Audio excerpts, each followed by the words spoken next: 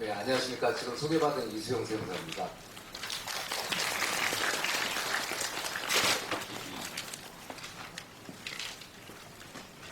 지금 제가 그 연말결산과 관련돼서 건설업 자본금에 대해서 약 한 1시간 정도 말씀을 드리려고 합니다.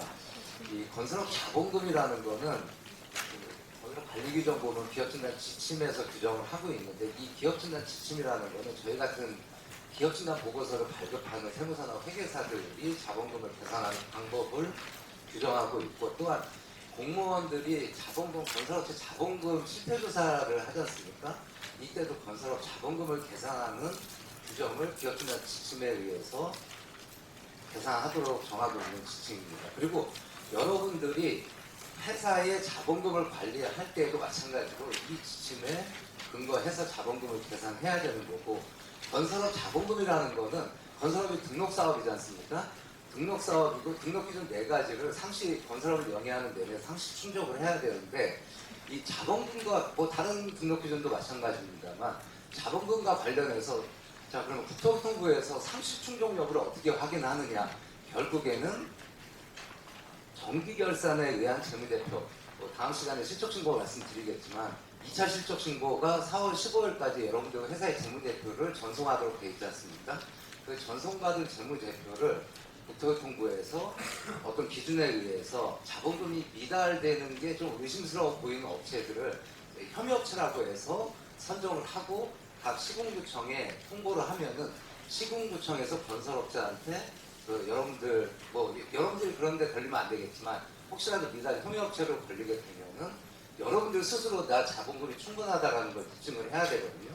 그렇다면은 이게 기준일이 보통은 1월 1일부터 12월 31일 회계 기준을 대부분 다 이용하고 계시니까, 이 12월 31일 기준으로 여러분들 회사의 자본금이 충분히 업종별 등록기준 자본금 이상이 되도록 설정을 해야 되는데, 그렇게 하려면은 여러분들 회사의 자본금을 현재 시점에서 파악할 수 있는 능력이 있어야 된다는 거죠.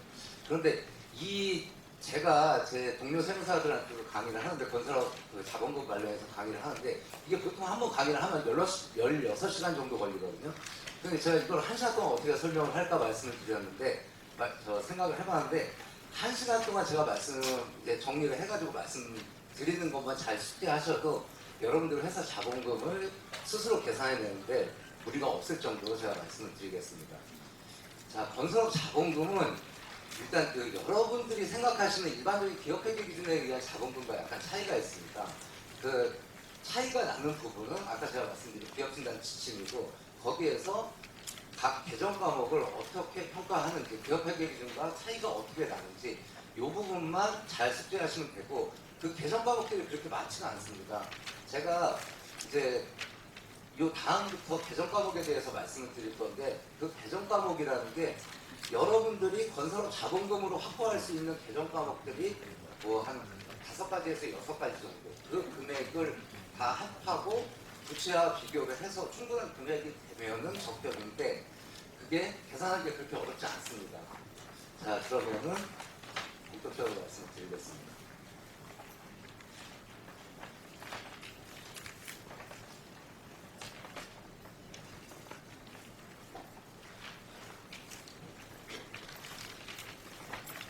죄송합니다.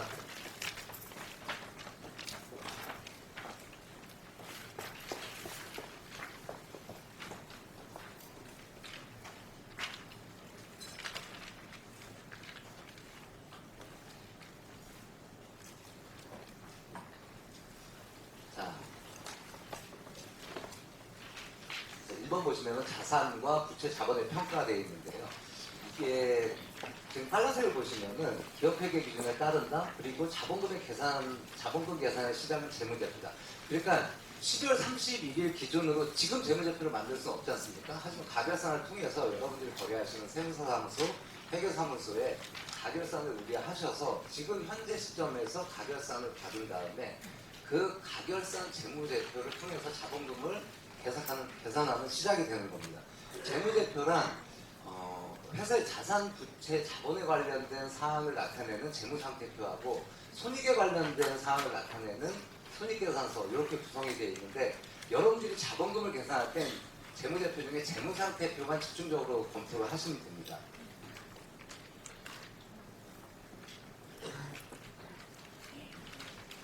그럼 재무상태표를 받아보시면은 계정 과목이 여러 개가 있는데 그 중에서 여러분들 그 건설업 자본금과 관련돼서 자본금을 미달시키는, 그러니까 자본금, 건설업 자본금을 인정받지 못하는 항목들은 대표적으로 부실자산이라고 하는데, 요 지금 기재되어 있는 몇 가지 항목이 있습니다. 요 3번의 가번부터 보시면은 무기명식 금융상품, 실제하지 않거나 출처가 불분명한 유가증권, 빨간색으로 되어 있는 가지급금과 대여금 있지 않습니까?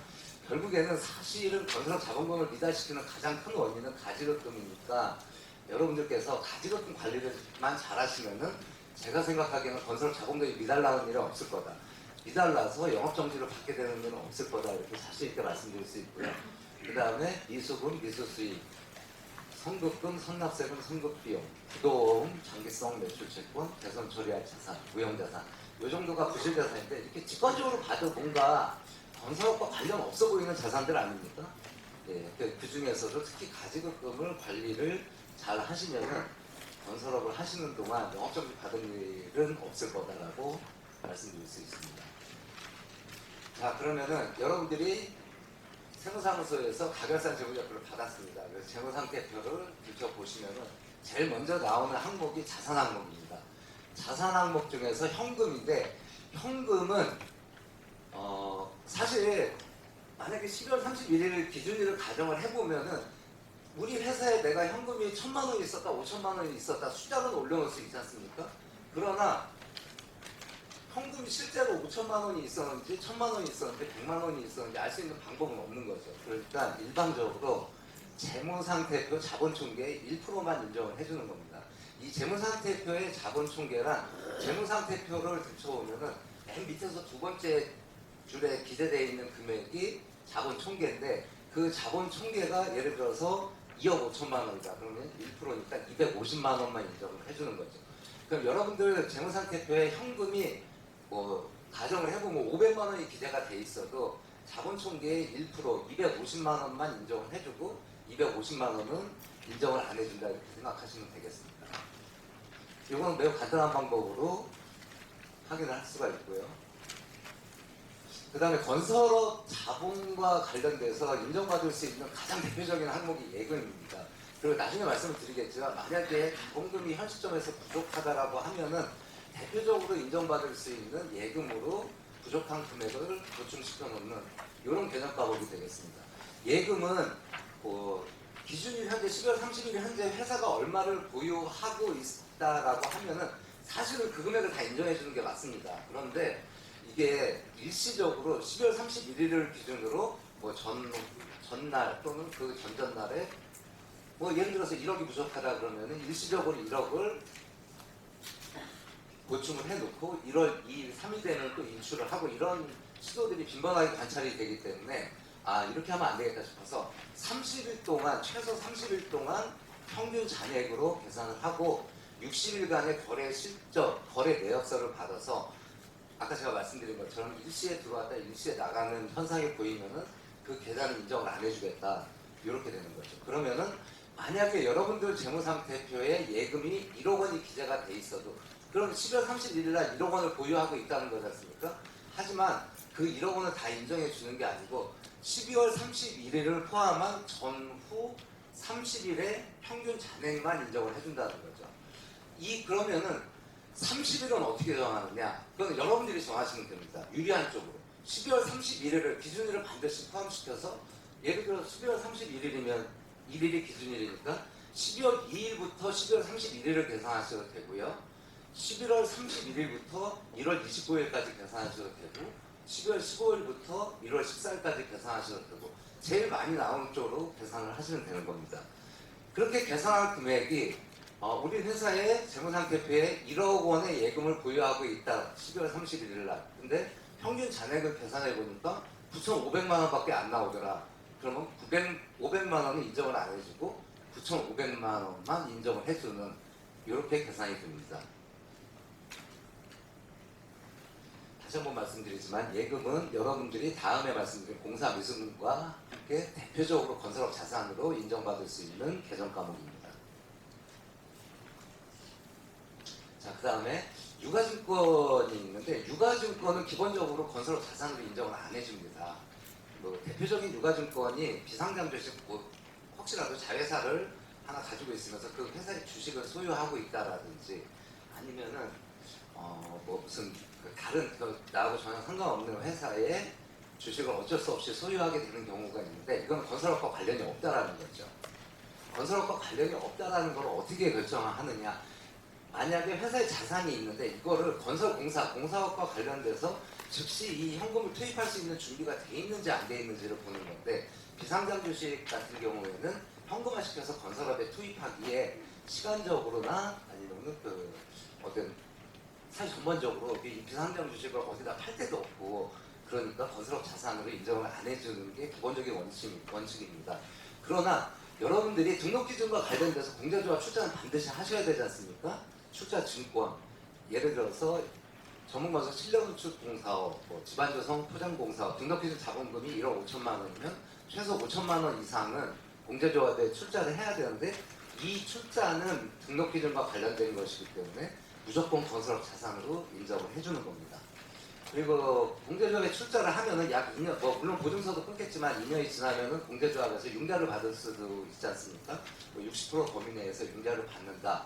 그러면 출자를 5천만 원 하고 3천만 원 융자를 받은 상황이다 그러면은 3천만 원은 부채니까 뭐 뒤에서 제가 이제 나중에 계산하는 거 말씀드리겠지만 부채 쪽에서 빠지는 거고 순액으로 2천만 원만 건설업 자산으로 확보를 해서 가지고 가는 상황이 되는 겁니다. 그 외에 혹시라도 회사에서 증권회사의 계좌를 CMA 계좌를 개설해서 상장 주식을 보유를 한다라든지 이런 투자 활동을 할 수 있지 않습니까? 그런데 이거는 사실 예금하고 거의 동일하다고 볼 수 있어요. 마음만 먹으면 언제든지 그 주식을 팔아갖고 현금화시켜서 건설업에 투입을 할 수 있지 않습니까? 그렇기 때문에 이런 그 상장 주식을 CMA 계좌를 통해서 보유하고 있는 경우에는 이 전에 말씀드린 예금하고 동일하게 평가한다라고 생각하시면 되고 60일 정도는 최소 보유를 해주셔야 된다 생각하시면 됩니다. 자, 그러면 유가증권을 정리하면은 사실상 확실하게 인정받을 수 있는 공제조합 출자금 정도다 생각하시면 되겠습니다. 자, 그리고 매출채권인데 매출채권은 역시 마찬가지로 건설업과 관련돼서 건설업 자산으로 인정받을 수 있는 대표적인 항목입니다. 그 타이틀을 보시면은 그 17쪽 밑에 매출채권은 공사미수금과 분양미수금으로 구분된다라고 했는데 이제 우리는 전문건설업 같은 경우에는 사실 분양미수금이 발생할 일은 없습니다. 분양미수금은 종합건설업의 건축공사업이나 토목건축공사업이 토지를 직접 사가지고 건축을 하고 분양을 했는데도 돈을 못 받은 경우 이런 경우인데 전문건설업 같은 경우에는 사실 그 토지를 사서 시행을 한다라고 해도 그거는 건설업과 관련된 게 아니고 부동산 매매업과 관련된 거기 때문에 건설업 자산으로 인정받을 수가 없는 거죠. 그럼 결국에는 우리 전문건설업은 공사미수금만 건설업 자산으로 인정받을 수 있는데 공사미수금이라는 거는 자, 도급계약을 하고 기준일 12월 31일 이전에 준공이 끝났습니다. 그래서 기성청구 매출세금계약서를 발행을 해서 기성청구를 했지요. 그러면 예를 들어서 뭐 5천만 원 기성청구를 했다. 매출세금계약서 5천만 원을 발행하고 그런데 그 돈이 12월 31일 이전에 들어왔다라고 하면은 그거 아까 전에 제가 말씀드린 예금으로 60일 보유를 하셔갖고 30일 평균 전에 계산하면 되는데 이 돈이 아직 안 들어온 거죠. 돈이 아직 안 들어왔으면은 공사미수금이라는 개정 과목으로 계산을 하고 5천만 원을 건설업 자산으로 인정받게 되는 겁니다. 자, 그럼 결론적으로 말씀드리면 만약에 돈을 12월 31일 이전에 받았다라고 하면은 30일 평균 잔액으로 계산하고 60일을 보유해야 되는데 공사미수금으로 만약에 아직 돈을 못 받았다라고 하면은 1월 2일 이후에 돈을 받더라도 이거는 10월 31일 현재 잔액으로 평가하니까 어찌 보면 돈을 조금 더 늦게 받는 게 유리한 경우가 발생할 수도 있는 거죠. 그래서 이제 기성을 뭐 조금 늦춰서 받으려는 시도도 있고 한데 뭐 어찌됐든 인정되는 겁니다. 공사미수금은. 자, 그런데 공사미수금을 무한정 인정해 줄 것이냐라고 하면은 그렇지 않다는 거죠. 만약에 공사미수금 기성청구를 하고 2년이 지났는데도 이 돈을 갖고 있지 못하다라고 하면은 이거는 건설업 자산으로 볼 수 없다. 볼 수 없는 취지에는 결국에는 돈을 못 받는 거다. 대손이 난 거다. 이렇게 간주를 해서 부실자산으로 결국에는 또 인정을 못 받는 게 됩니다. 그러면은 올해 12월 31일 현재 공사 밀수금으로 인정을 받았으면은 이거는 만약에 돈을 못 받으면 안 되죠. 바로 회수를 해야 되는데 만약에 돈을 못 받았다라고 하면은 향후 2년 동안은 건설업 자산으로 인정받을 수 있는 기회는 되는 겁니다. 그러나 돈은 받으셔야겠죠. 자, 그리고 공사미수금과 관련돼서 간혹 이 돈을 주는 게 아니고 대물로 뭐 다세대주택 뭐 101호 이거로 돈을 공사 대금을 대신해서 주겠다 하는 경우도 발생할 수 있지 않습니까? 대물 변제라고 하는데 공사 대금을 대물 변제 받았을 때 토지 건물이 되거든요. 그럼 토지 건물은 이 뒤에 이제 위험자산 쪽으로 가서 그 토지 건물을 받았으면 바로 팔아서 현금화할 수도 있지만 그게 금방 팔리지 않으면 결국엔 또 임대를 놔야 되고 이런 상황이 발생할 수도 있는 거죠. 그러면 임대를 놓는다라는 거는 결국엔 또 건설업 자산이 아니지만 지금처럼 공사 대금을 못 받아서 대물로 부동산을 회수한 경우에는 소유권 이전 한 날로부터 2년간은 그 대물 받은 부동산이 토지 건물이 공사 밀수금의 성격을 가지고 있다라고 간주를 해서 2년 동안 또 건설업 자산으로 인정을 해줍니다. 그러니까 돈을 받는 게 제일 좋지만 혹시라도 대물을 받아서 어쩔 수 없이 내가 임대를 놔야 된다라고 하면은 2년 동안은 건설업 자산으로 그래도 써먹을 수 있구나라고 생각을 하시면 되겠습니다. 자, 공사미수금과 관련돼서는 자, 그럼 공사미수금은 어떻게 입증을 할까요? 제가 말씀 다 드렸습니다. 도급계약서하고 매출세금계약 기성청구하면서 매출세금계약서 발생한 거 그거를 가지고 공사미수금의 실제성을 인정하고 발생일로부터 2년이 됐는지 확인을 해서 인정을 받으시면 되겠습니다.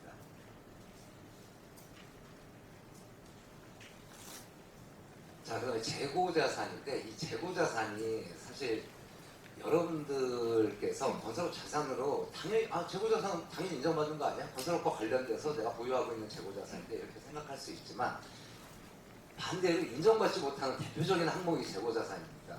건설업과 관련돼서 발생되는 재고자산은 두 가지가 있는데 원재료와 미완성 공사입니다. 원재료는 예를 들어서 내가 현장에 투입하기 위해서 원재료를 미리 선구입하는 거죠. 선구입해서 창고에 보관을 했다가 현장에 투입하는 건데 사실 거래 관행상 그런 경우는 그렇게 많지 않다고 보여져요. 왜냐하면은 만약에 자재가 필요하다라고 하면은 자재상에 전화를 해서 현장으로 바로 투입을 하지 않습니까?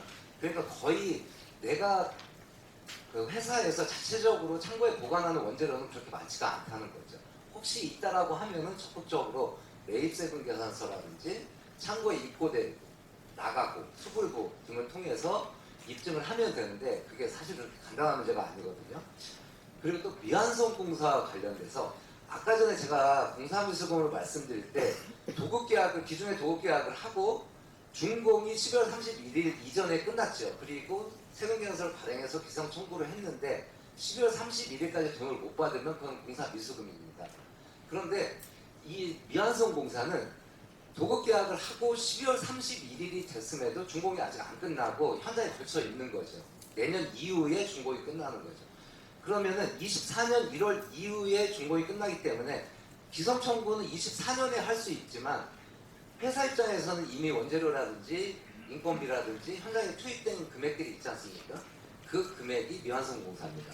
그런데 이것도 마찬가지로 미완성 공사 투입된 원재료하고 요임이라든지 이런 급여들을 계산해서 현장별로 정리하기가 쉽지가 않다는 거죠. 그래서 사실상 저 금액들은 인정받기가 매우 까다롭습니다. 그리고 결정적으로 회사의 경비가 과다해서 건설업 아시지 않습니까? 결손 발생하면 안 되잖아요. 결손 발생하면은 건설업 자산을 유지할, 건설업 자본금을 유지를 못하기 때문에 이 경비가 과다해서 결손이 발생될 게 우려되니까 원재료 도급이나 미완성 공사로 사실상 허수의 금액을 올려놓는 경우도 매우 빈번하게 관찰이 됩니다.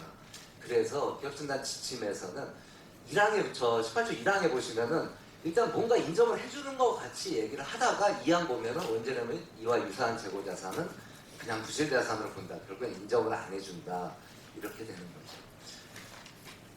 좀 안타깝지만 재고자산이 과다하면 건설업 자본금을 유지하는데 좀 큰 곤란이 있으실 수 있으니까 관리 잘 하시기 바랍니다. 그리고 1항을 다시 보시면은 재고자산은 혹시 있다라고 하면 취득원가를 평가하고 취득원가와 시가를 비교해서 시가가 하락한 경우에는 시가에 의한다 하고, 이 경우 부동산 공시, 가격 공시 및 감정평가에 관한 법률에 의한 감정평가법인이 감정한 가액이 있는 경우 그 가액을 시가로 본다.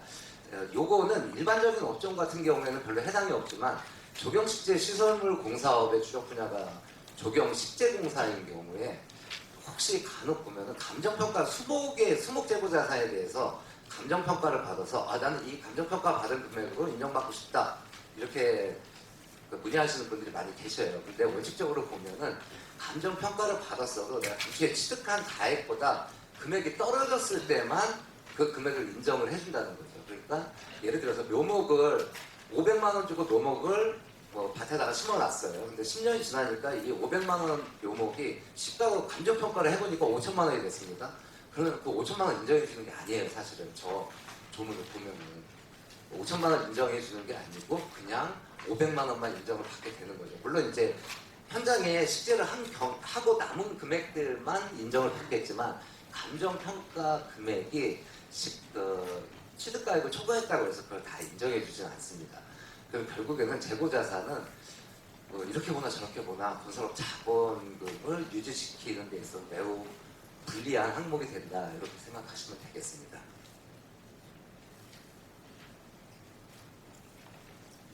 자, 다음에 8번 보시면 대여금인데 이게 진짜 결정적입니다. 여러분들 그 자본금을 유지하는 데 있어서 매우 불리하게 작용하는 항목 중에 결정적인 건데, 결론적으로 말씀드리면 가지급금입니다. 대표이사님께서 회사에 자금이 어느 정도 있으니까 이거를 대표이사님 개인적으로 자금을 활용했을 때 발생하는 항목이 가지급금이거든요. 이거는 또 보다 근본적으로는 처음에 회사를 전문건설업 등록 기준 1억 5천만 원 규정되어 있는 업종을 시작을 하시면서 이제 자금이 조금 부족하니까 타인으로부터 자금을 융통을 해서 등록을 하고 인출을 하면 발생하는 항목들이 가지급금이죠. 이게 회사가 영업이 잘 돼서 어떤 자산이 풍부해지면은 그 전부를 다 인출해서 쓰시는 것보다는 자본금, 제가 이제 오늘 말씀드릴 계산을 해서 자본금이 유지되는 범위 내에서는 좀 남겨놓고 쓰셔야 된다, 이렇게 말씀을 드리고 싶습니다. 가지급금 관리 잘 하셔야 됩니다. 대여금 같은 경우에는 기본적으로 회사가 타인에게 돈을 빌려준 거거든요. 이 내용만 봐도 건설업 자본 자산으로 인정받기 어렵다고 생각할 수 있죠. 예외적으로 인정되는 게 저희 두 가지 항목, 종업원에 대한 주택자금, 우리사주조합에 대한 대여금인데, 제가 기업순환을 그렇게 많이 해도 저 항목들이 발생하는 경우는 그렇게 많지가 않습니다. 그리고 저 금액은 예를 들어서 이런 거죠. 종업원 갑이라는 사람이 있는데 전세 이사를 가기 위해서 전세 자금이 필요한데 전세 1억 5천만 원에 들어가야 되는데 본인이 1억 원 가지고 있고 대출 안 되고 5천만 원, 사장님 5천만 원 대출 됩니까? 회사에서 빌려줄게 5천만 원. 그러면은 그 종업원이 전세계약서 작성한 거와 임대인 건물주에게 5천만 원 송금한 내역이 있으면 인정받는다, 이런 얘기인데 그게 그렇게 많이 발생하지는 않는다는 거죠. 이걸 제가 조금 과장해서 말씀을 드리면 이런 상황이 발생할 수 있어요. 집안조성 포장공사업 또는 실내건축공사업 하나를 하고 있는데 출자로 5천만 원 했지 않습니까? 그 이제 뒤에 보면 임차보증금 1,000만 원이나 2천만 원 있고, 그 다음에 종업원 주택 자금으로 내가 1억 원을 대여를 해줬다라고 하면은 그거 갖고 건설업 자산이 다 나와버려요, 자본금이. 그러면은 그 돈을 1억 원을 회수할 때까지는 별도로 신경 안 써도 그냥 자본금이 유지되는 상황이 되는 거죠. 그러나 건설업에 투입할 자금이 없어지는 상황이 되는 거죠. 그렇기 때문에 저 1번과 2번을 인정을 해주더라도 합리적인 범위, 합리적인 게 어느 정도 합리적인지는 모르겠지만 회사의 자산 규모와 이렇게 고려를 해봐서 너무 금액이 크다라고 하면 또 인정을 안 해주는 상황이 되는 거죠. 결론적으로 말씀드리면 대여금은 건설업 자본금을 감소시키는 대표적인 원인이 된다라고 생각하시면 되겠습니다.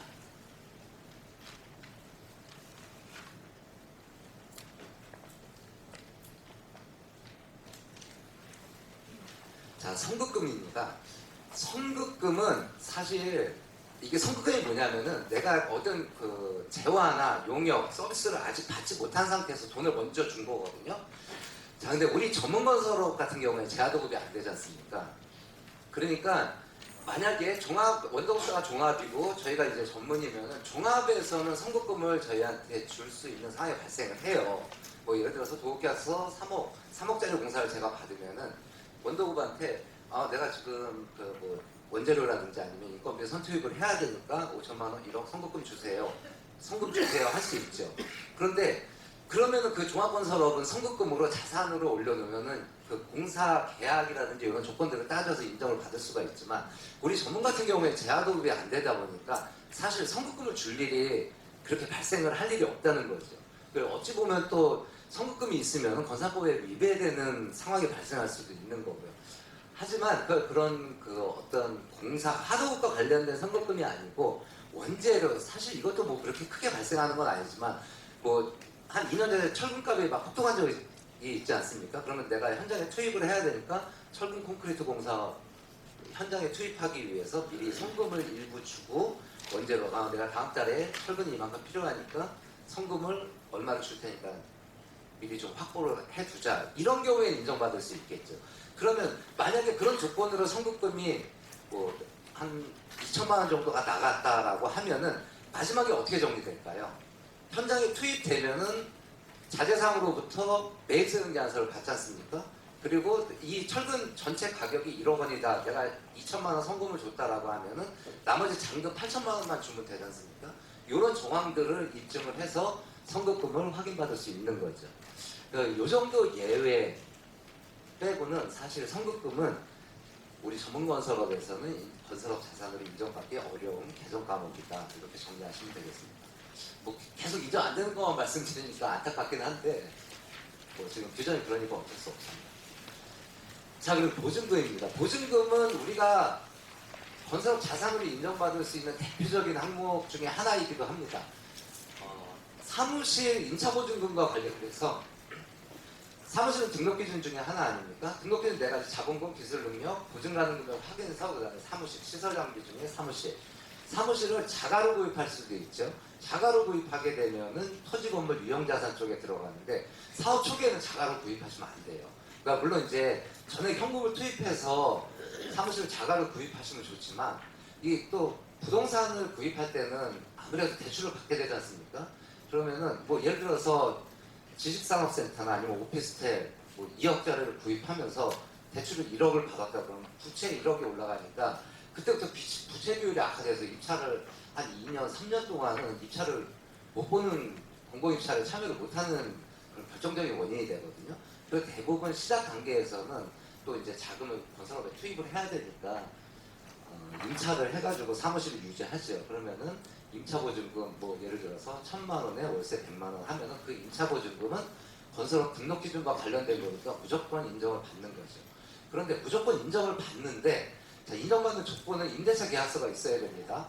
그리고 임대차 계약서에 임대인이 진실한 소유자인지 확인하기 위해서 부동산 등기부 등본의 소유권자와 동일한지를 확인해야 되고, 그 다음에 보증금이 1,000만 원, 2천만 원이면은 그 금액을 임대인한테 송금한 송금 내역서가 있어야 됩니다.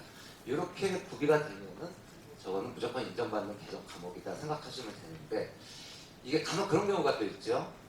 이 임대인과 회사가 특수관계인 경우가 있어요. 대표이사님이나 주주 중에 한 분이 건물을 가지고 계시고 사무실을 회사에다가 임대를 해주는 형태. 그 정상적인 범위는 사실 제가 정상적인 범위라든지 시가라고 말씀을 드리면 그게 얼마냐라고 말씀드리면 저도 말씀 못 드려요. 하지만 그 주변 시세를 고려해서 어느 정도 형평이 어긋나지 않으면 대부분 인정을 해주는데, 또 제가 극단적인 예를 들어보면은 임대인이 대표이사님이나 건물주예요. 그리고 집안조성 토공사업을 하고 있는데 공대적 출자 5천만 원 하고 보증금은 1억 원을 설정을 하는 거죠. 1억 원 송금 내역서 만들어줬고 임대차 계약서 작성하고, 그러면 결국에는 처음 시작 단계부터 건설업에 투입할 자금이 없어지는 거지 않습니까? 이렇게 시가를 현저히 초과하는 금액은 인정을 안 해준다. 그러니까 회사가 업력이 어느 정도 돼서 자금이 좋은 그 자산 쪽의 개정가 뭐 금액들이 커지면은 그때 좀 고액의 보증금을 설정하더라도 사업 초기에는 너무 큰 보증금을 설정하면은 약간 인정받지 못하는 상황도 생길 수 있구나 이렇게 생각하시면 되겠습니다. 저 사무실 임차 보증금은 무조건 인정받는 거고요. 그 다음에 임차, 지금 요거는 부동산을 임차하는 거지 않습니까? 동산을 임차하는 경우에는 건설업 자본으로 자산으로 인정을 안 해줍니다. 그런데 예외적으로 회사에서 차량을 직접 구매할 수도 있지만 렌터나 리스를 할 수도 있지 않습니까? 이 차량을 임대해주는 사람이 리스 사업자, 뭐 현대캐피탈이라든지 뭐 무슨 이런 리스 사업자 있지 않습니까? 그러면은 뭐 가정을 해보면 3천만 원짜리 차량을 내가 직접 구입을 할 수도 있고 3천만 원 주고 구입을 할 수도 있지만 할부로 사게 되면 어차피 또 할부금이 대출로 부채로 가니까 차익이 인정받는 금액이 크지 않죠. 만약에 현금으로 3천만 원 주고 샀다 하면 그게 전부 자산으로 올라와서 다음에 말씀드린 유형자산으로 평가가 되지만 그렇게 구입하는 게 아니고 내가 보증금 1,000만 원을 주고 나머지는 리스 사용료로 내겠다 이렇게 할 수도 있지 않습니까? 그럼 그때 그 1,000만 원 보증금 준 거는 인정을 해준다 이렇게 되는 거죠. 그래서 보면 이게 개정 과목이 재무제표 자산 항목 중에 거의 맨 끝에 나와요. 기타 투자자산 쪽에 보면은 임차 보증금과 기타 보증금 이렇게 나오는데 요거는 인정받을 수 있는 항목이다라고 생각하시면 되겠습니다.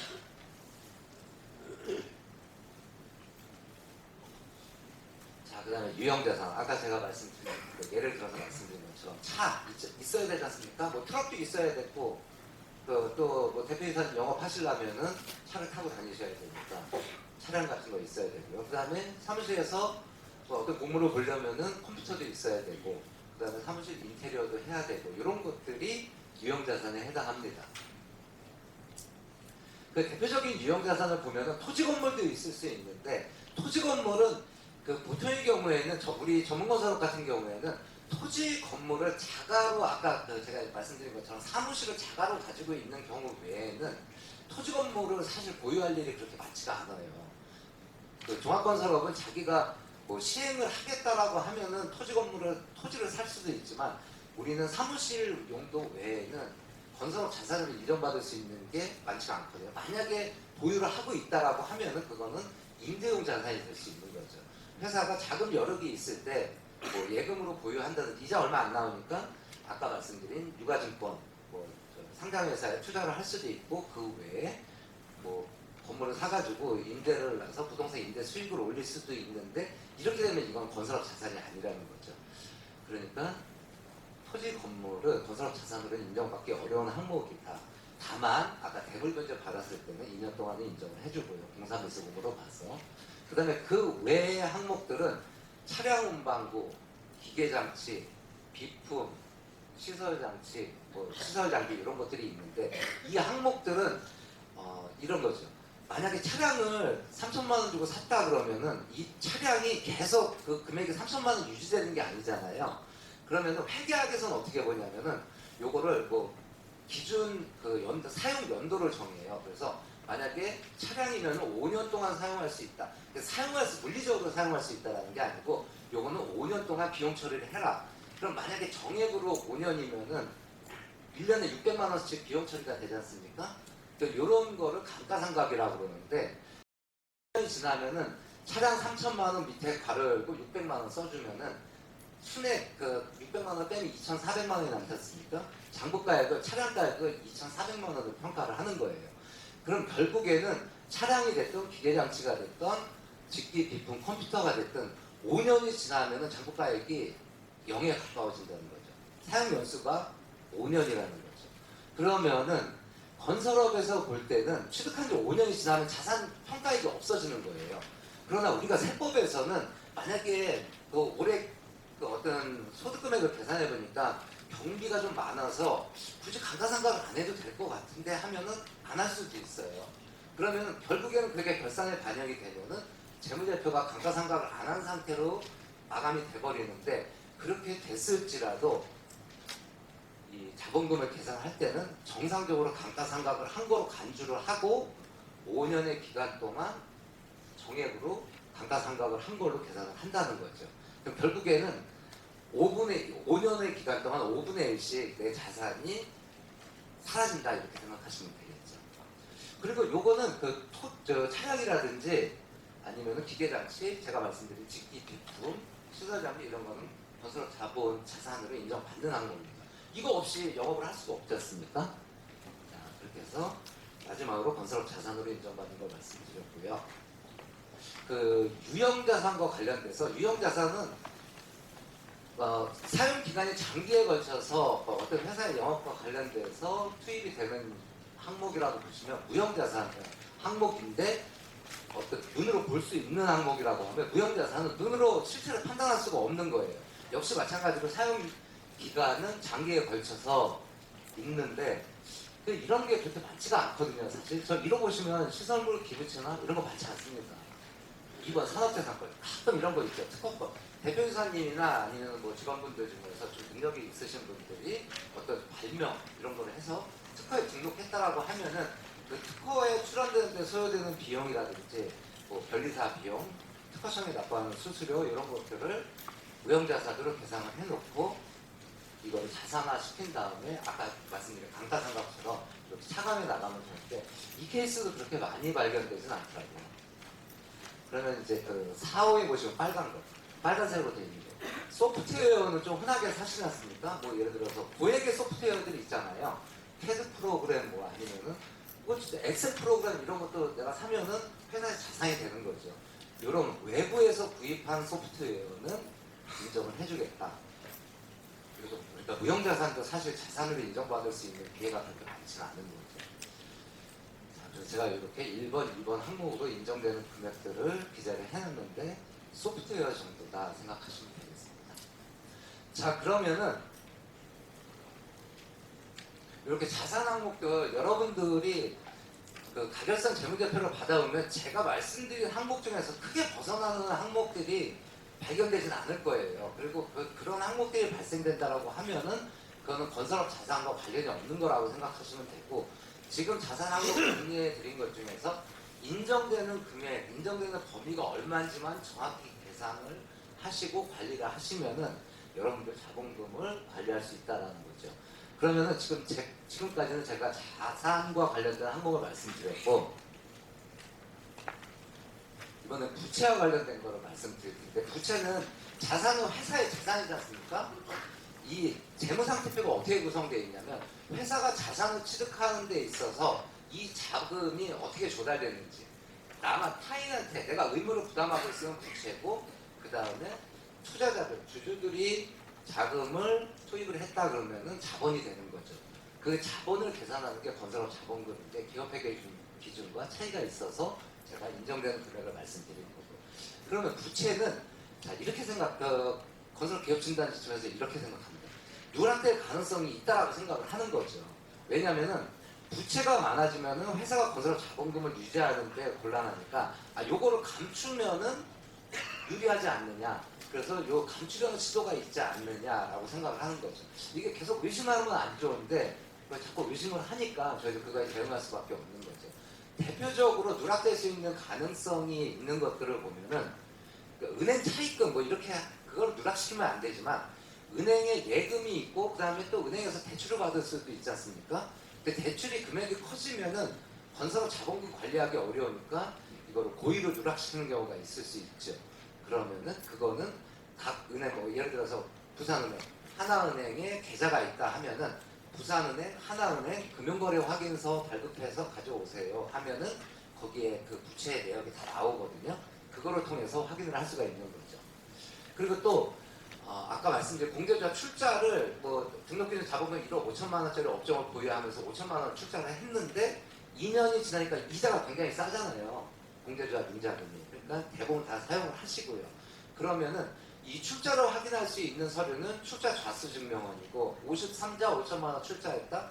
그러면은 2년 후에 대출을 받았다고 융자금 잔액 확인서를 통해서 이 회사가 대출이 3천만 원이 발생했다 확인할 수 있는데 이 융자금 잔액 확인서만 발급받아서 제시하면은 우리는 장부에 누락된 부채가 없습니다 확인할 수가 있는 거죠. 대표적으로 누락될 수 있는 게 이건데 그다음에 그 세 번째 보시면은 여러분들 그 회사에 종업원이 만약에 직원분들이 일시에 퇴직한다라고 생각을 하면은 회사 입장에서 반드시 부담해야 되는 퇴직금이 있지 않습니까? 이 퇴직금은 회사 입장에서 오는 부채, 의무거든요. 그런데 대부분 장부에 안 올려놔요. 저도 저희 기장업체들 안 올려놔요. 왜 안 올려놓겠습니까? 이걸 올려놓는 순간 부채 비율이 악화가 되거든요. 이 차를 못 보게 되니까 안 올려놓거든요. 근데 그걸 안 올려놓는다고 해서 이게 불식회계는 아니에요.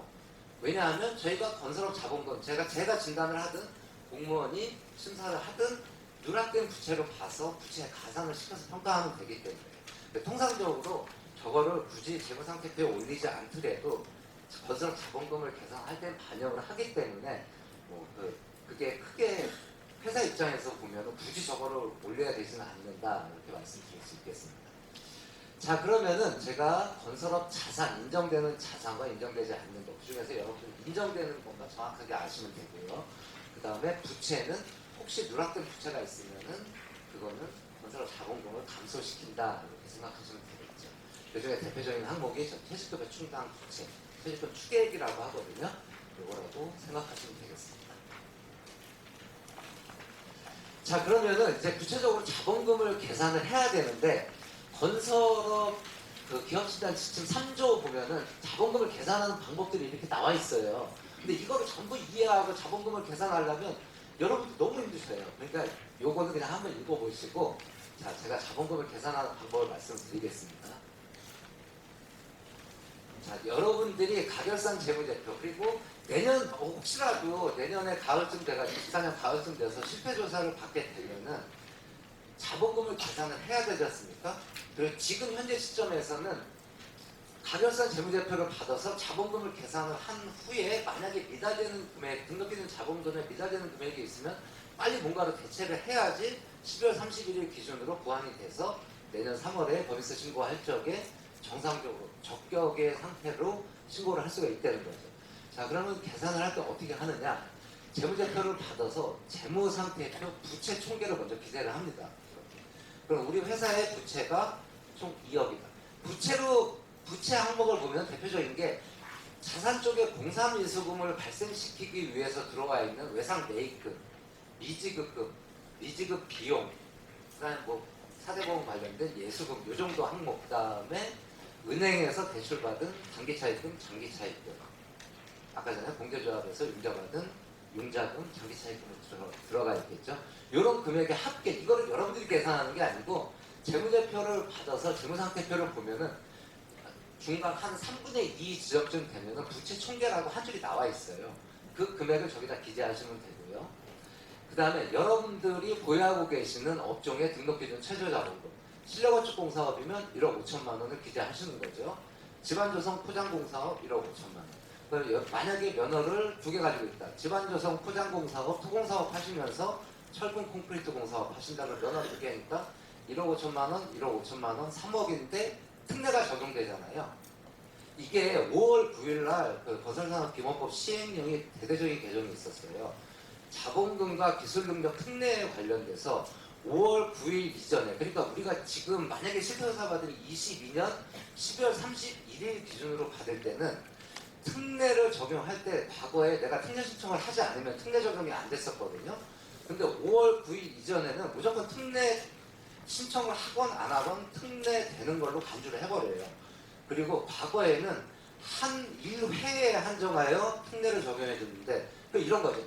토공사업을 하고 철근 콘크리트 낼 때 특례 받아서 1억 5천만 원 중에 7,500만 원 특례 받았으면 2억 5천만 원이 되는데 내가 만약에 토공사업을 폐업했다. 그럼 이 남아있는 철근 콘크리트 공사업이 1억 5천만 원으로 회복이 되면서 나중에 상하수도를 추가할 때는 특례가 안 됐어요. 그때는 5월 9일 이전에는.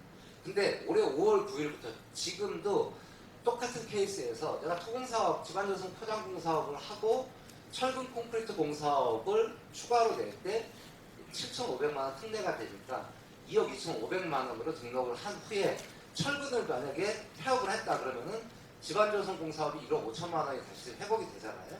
그 상태에서 상하수도를 추가를 하면은 다시 특례 적용이 돼서 7,500만 원만 더하면 되는 거죠.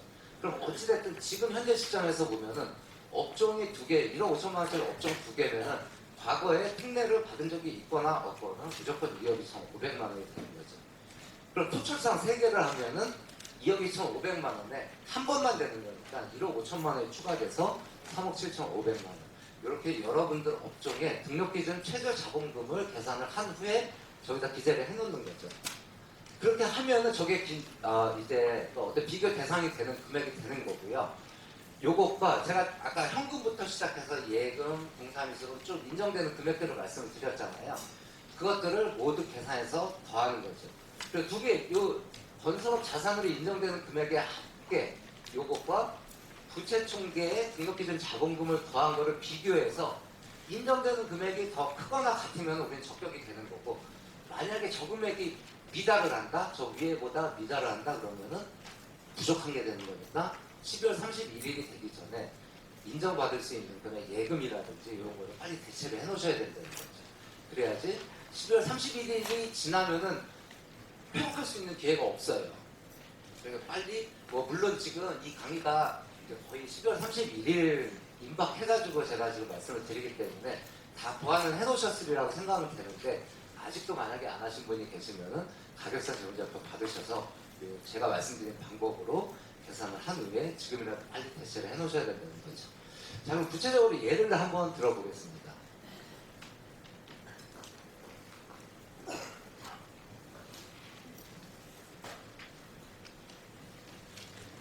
지금 조금 흐리게 나와서 그런데 요 표 하나만 작성하시면 되는 거예요. 지금 나눠드린 교재에 보시면은 요거를 자세히 볼 수 있는데 요 표 하나만 작성하시면은 여러분들이 재무제표만 있으면 언제든지 여러분들 회사 자본금을 계산할 수가 있거든요.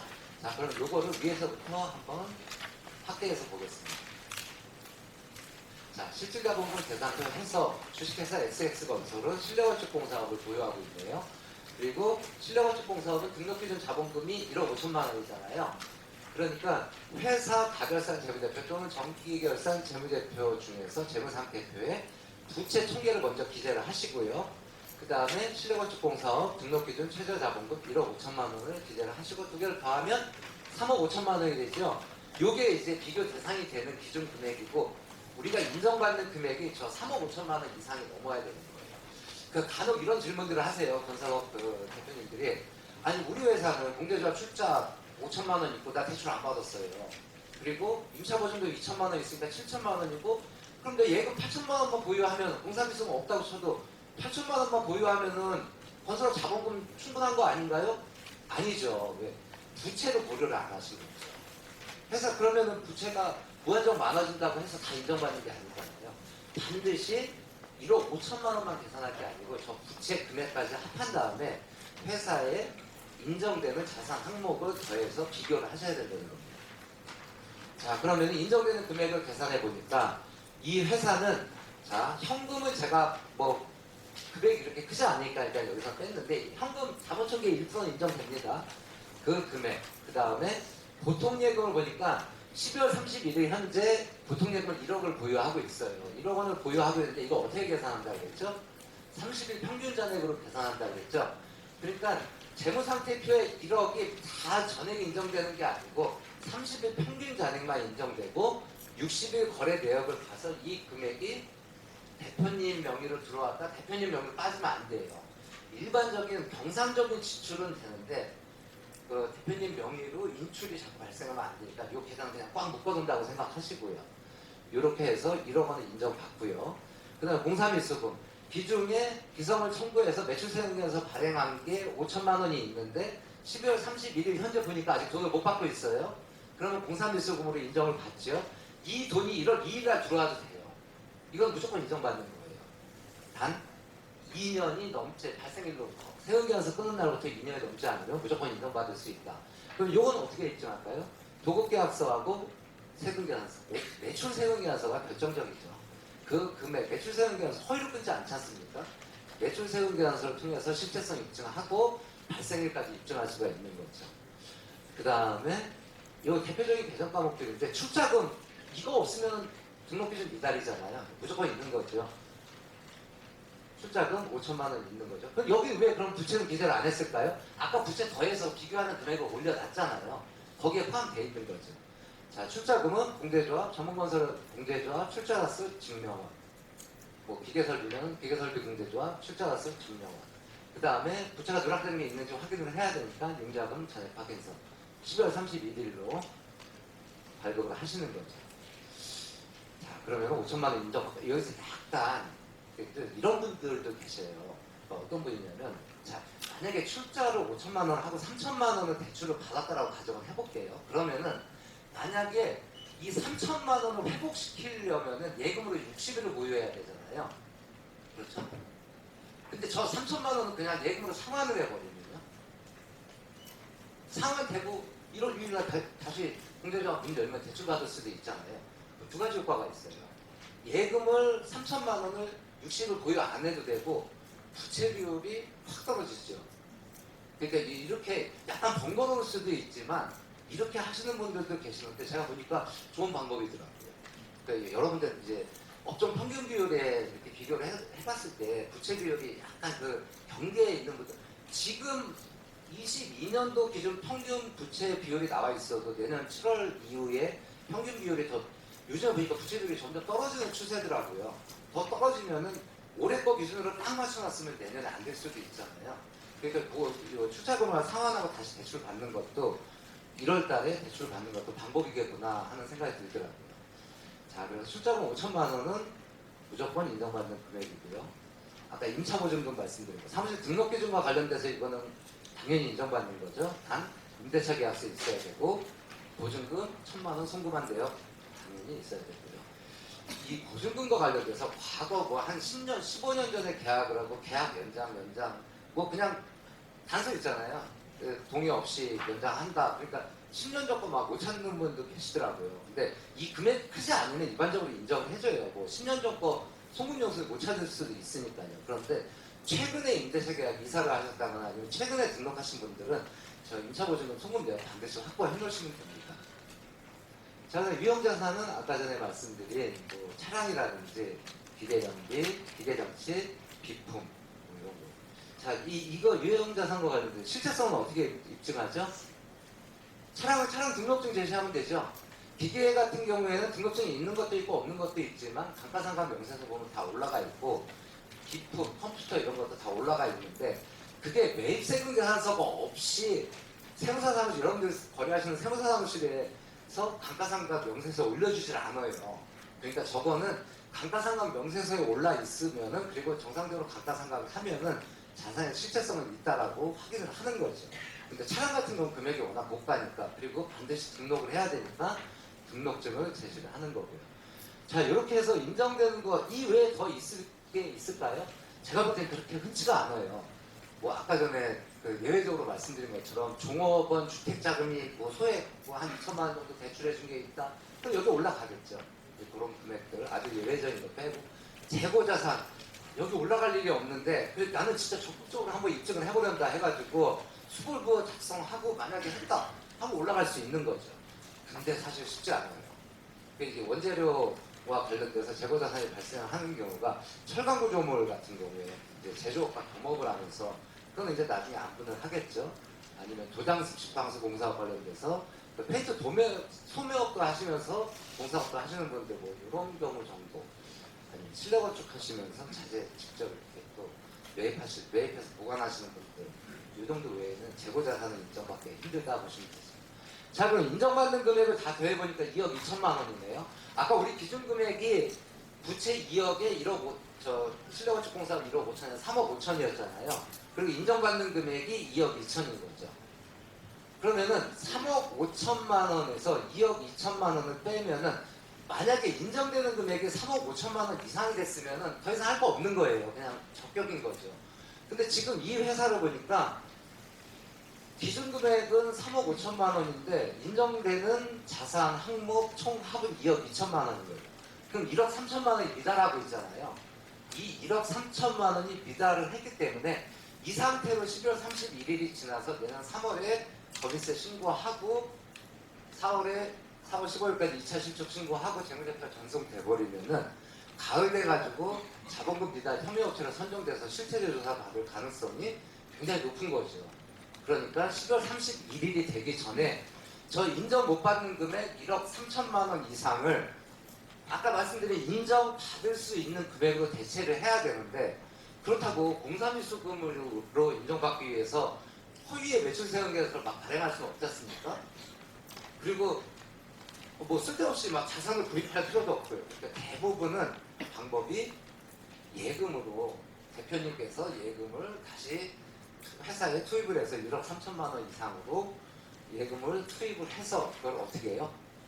60일 이상 보관을 하는 거죠. 이게 가장 일반적인 방법이죠. 그리고 제가 말씀드린 것처럼 예외적으로 인정되는 항목들이 있잖아요. 그런 것들을 활용해서 이제 보면 이제 전화들 많이 받으실 거예요. 각 컨설팅 회사들에서 뭐 이거 인정받을 수 있습니다라고 하는데 그거는 사실 좋은 방법은 아니고요. 가장 확실한 방법은 대표님께서 예금으로 1억 3천만 원을 보충을 해놓으시는 게 제일 좋은 방법이죠. 그러면은 자 이제 1억 3천만 원 인정 못 받았는데 1억 3천만 원 예금으로 보충을 해놨다 하면은 다시 거꾸로 2표로 들어가서 예금이 보통 예금이 1억이 되는 게 아니고 1억 3천만 원 추가했으니까 2억 3천만 원이 돼서 마감이 되고 3억 5천만 원이 됐으니까 적격이 되는 거죠. 자 이렇게 해가지고 이 작업들을 11월 31일 이전에 해놔야 되고 해마다 이건 반복되는 겁니다. 그리고 건설업이 참 피곤해요.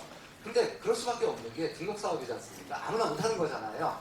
어떻게 보면 여러분들이 건설업을 할 수 있는 기회를 부여받고 있는 거고 그 기회를 유지하기 위해서는 등록 기준을 상시 충족해야 되는 게 조건이다. 이렇게 해서 제가 뭐 지금 자본금에 대해서 1시간 동안 말씀드렸는데 지금 제가 말씀드린 거는 건설업 단위, 그러니까 건설업 단일 업종이라는 게 그러니까 업종이 여러 개 있어도 되는데 건설업만 하시는 분들은 이 방법이면은 어떤 상황에서도 계산을 하실 수가 있어요.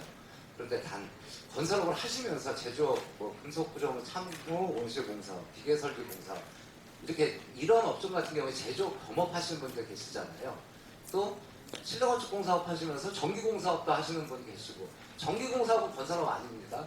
정보통신공사업 건설업 아니고 소방시설공사업 이 건설 입장에서 보면 전부 다 겸업사업이라고 그러거든요. 이렇게 겸업사업을 하시는 경우에는 요거에 플러스 한 가지 더 고려할 게 있는데 그거는 제가 2시간 안에 1시간 안에 담기에는 시간이 좀 부족해서 오늘은 그 얘기는 미루기로 하고요. 교재 보시면 제 전화번호 있거든요. 혹시 겸업사업에 해당하시는 분들은 개인적으로 전화하시면은 제가 계산 방법이라든지 이런 내용들을 구체적으로 안내를 하겠습니다. 자 이렇게 해가지고 좀 뭐 제 개인적으로 좀 아쉽긴 하지만 그래도 저는 충분히 설명을 드렸다고 생각을 하거든요.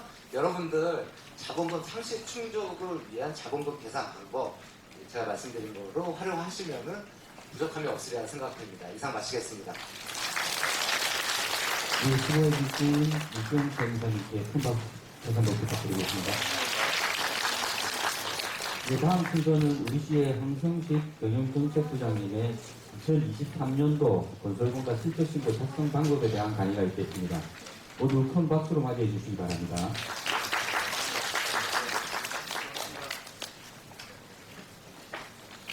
반갑습니다. 전문건설협회 황성식 부장입니다. 오늘 바쁘신데도 불구하고 오늘 참석해주셔서 대단히 감사합니다. 2003년도도 건설공사 수주하는데 많이 힘드셨을 건데 저희 협회에서도 이 부분에 대해서 조금이나마 좀 도움을 드리고자 오늘 강습회를 실시하게 되었습니다.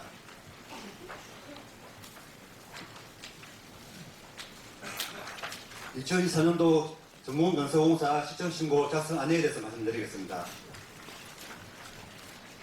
처음에 일단 반드시 알아야 될 사항부터 말씀드리고 상세히 다시 설명을 드리겠습니다.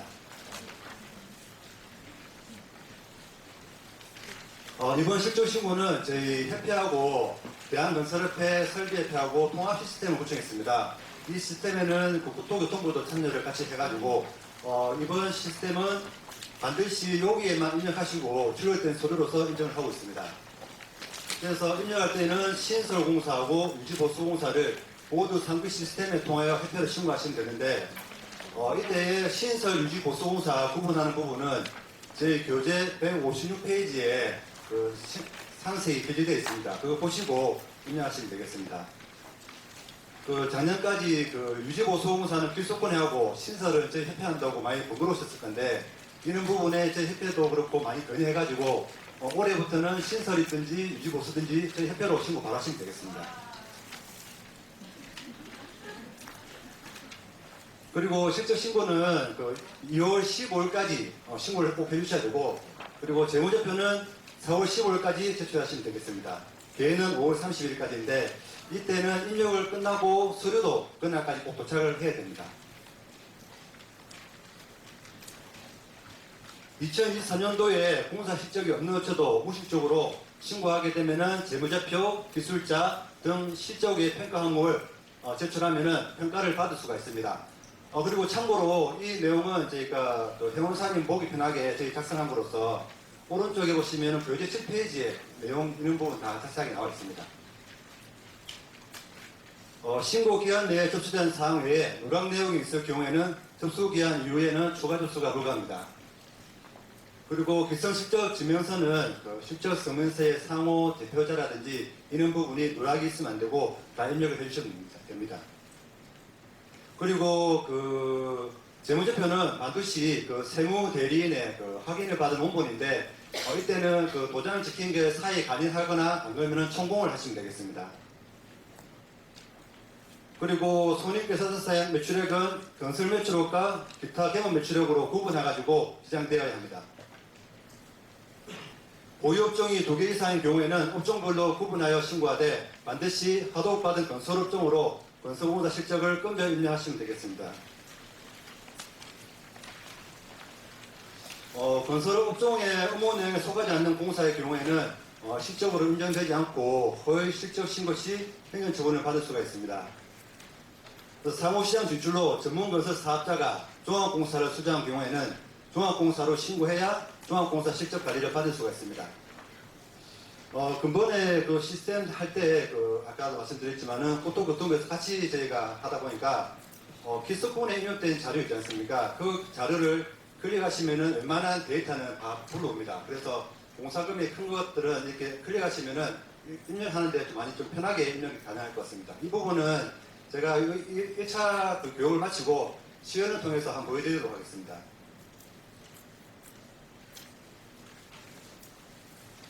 실적 신고는 반드시 부가세가 포함된 금액이고 1,000원 단위고 절사라든지 그리고 재무제표는 원 단위로 입력하시면 되겠습니다. 시공인 평가 및 공시 제도입니다. 여러분도 잘 아시겠지만은 시공인 평가란 발주자가 적정한 건설 사업자를 갖다가 선정할 수 있도록 국토교통부 장관은 건설 사업자의 신청이 있는 경우에 한해 가지고 건설 사업자의 실적, 재무상태, 기술인력, 신용도 등을 갖다가 종합평가해서 공시하는 제도입니다.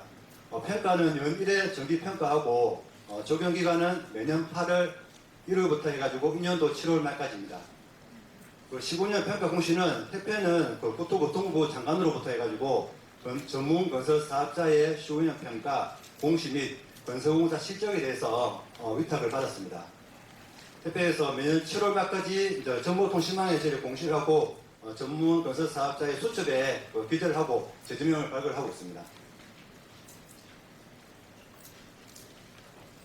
시공능력 평가의 활용입니다. 시공능력을 기준으로 해가지고 수급인이나 하수급인의 자격을 제한하고 그리고 하수급인의 변경도 요구할 수 있고 그리고 시공능력을 기준으로 1차 참가 자격도 제한할 수 있습니다. 그리고 또 저희가 대형 건설업체라든지 협력업체 등록 심사 자료로도 활용이 되고 있습니다. 다음은 평가 및 공식 절차인데 여기 1번, 2번은 앞에 설명드린 바와 같이 이날을 준수하셔가지고 신고를 하시면 되고 공사 실적 확정은 6월 1일 날 실적 확인서 등이 발급될 예정입니다. 그리고 시공년 공시는 7월 말에 공시를 하고 시공년 평가액 등록 수표 기재라든지 재증명 발급은 8월 1일부터 실시합니다. 그러면 실적 신고에 대해서 상세히 다시 한번 설명해 드릴 텐데 실적 신고 대상 업체는 신고일 현재 전문 건설업 등록업체로서 시공년 평가 공시를 희망하는 업체가 해당이 되겠습니다. 제출 서류는 아까 말씀드렸던 이 시스템을 통해 가지고 작성된 제출로 서류를 해가지고 제출하시면 되고 이 부분에 교재 21페이지 보시면은 순서하고 제출 서류하고 비고에 자세하게 나와 있습니다. 유의사항입니다. 여러 건으로 계약 시공한 공사를 한 건 공사로 신고한다거나 단일 업종으로 계약한 공사를 부대 공사까지도 이렇게 봐가지고 여러 건으로 분리해서 신고하는 부분은 실적을 인정을 하지 않습니다. 실적 신고는 2023년도 10월 30일 현재 신고업체의 건설공사 실적, 재무상태, 기술 능력, 신호 등을 규정을 하고 있습니다. 실적신고는 잘 아시겠지만은 2023년 1월 1일부터 해가지고 12월 30일까지 건설공사 실적을 신고하는 것입니다. 건설기술자는 건설업 등록 기준에서 인정하는 건설기술자로서 2023년 12월 31일에 회사에 상시 근무하는 자로서 30일 퇴사 신문이라든지 일용직이라든지 타 업종에 종사하시는 분들은 해당이 되지 않습니다. 건설업 외에 전기, 정보통신, 소방이라든지 그리고 용역이라든지 이런 부분은 실적 인정이 되지 않는데 보시면은 물품, 납품, 용역으로 계약했으나 해당 건설업 등록과 시공을 1차 참가 자격으로 제한하고 건설공사 실적 증명서를 발급한 경우에는 인정을 하고 있습니다. 이 유사 건설공사의 경우에는 이 부분은 모든 공사가 대상이 되는 것이 아니라 원도급 1억 이상, 하도급 4천만 이상인 공사일 경우에는 시공인력 공시일로부터 해가지고 30일 이내에 기수권에 건설공사 대장을 통보해야 됩니다. 이때 저희 협회에서도 따로 한번 안내를 드리겠습니다. 실효 시공고 금액이 재무제표 지역보다 10% 이상 큰 초과한 업체의 경우에는 저희 협회에서 소면서 양수를 드릴 테니까 그때 작성해서 제출하시면 됩니다.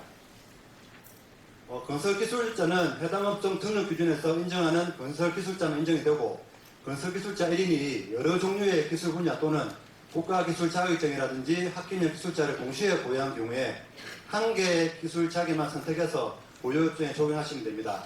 잘 아시겠지만은 특급 같은 경우에는 1.5인을 적용을 하고 있고 고급은 1.3인, 중급은 1.15인, 초급은 1인으로서 회사에서 내가 가지고 있는 보유 업종이 어느 적용이 되는지 그 사람이 어떤 등급을 인정했을 때 더 높아지는지 한번 체크해 보시고 인정하시면 되겠습니다.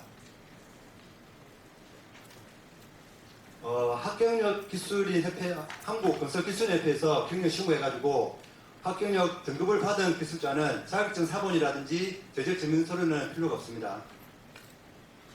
2021년도, 2022년도 공사 실적의 전체 또는 일부를 누락한 경우에는 2024년도 실적 신고할 때에 함께 신고할 수 있습니다. 2023년도에 실제 준공 처리되고 기성 실적 증명서도 발행되었으나 세금 계산서는 2024년도에 발행된 경우라도 2024년도 공사 실적으로 인정할 수가 있습니다. 이럴 때 아마 소명서 10% 초과할 수 있는 경우 이런 경우가 생기는 거거든요. 그리고 신고 서류 중에 누락이나 불명확한 사항이 있는 경우에는 반드시 보완하여야 하며 불응 시에는 보완 제출 전까지 시공의 평가가 불가합니다. 그리고 신고 서류는 원본으로 제출하시고 계약서 사본이라든지 이런 부분에 대해서 제출할 때는 필히 원본 대비표를 날인하셔가지고 제출하시면 됩니다.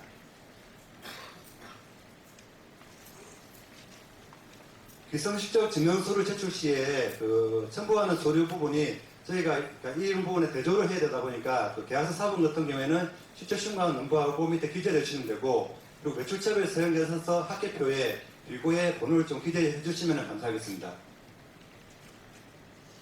공공공사 각급 자재과 관련해가지고 수급인이 해당 발주자가 구입한 자재를 공급받아 설치한 경우에는 건설공사 기성실적 증명서 확인을 받고 제출한 경우 공사 실적 평가액의 설치 금액의 50%를 가산하고 있습니다.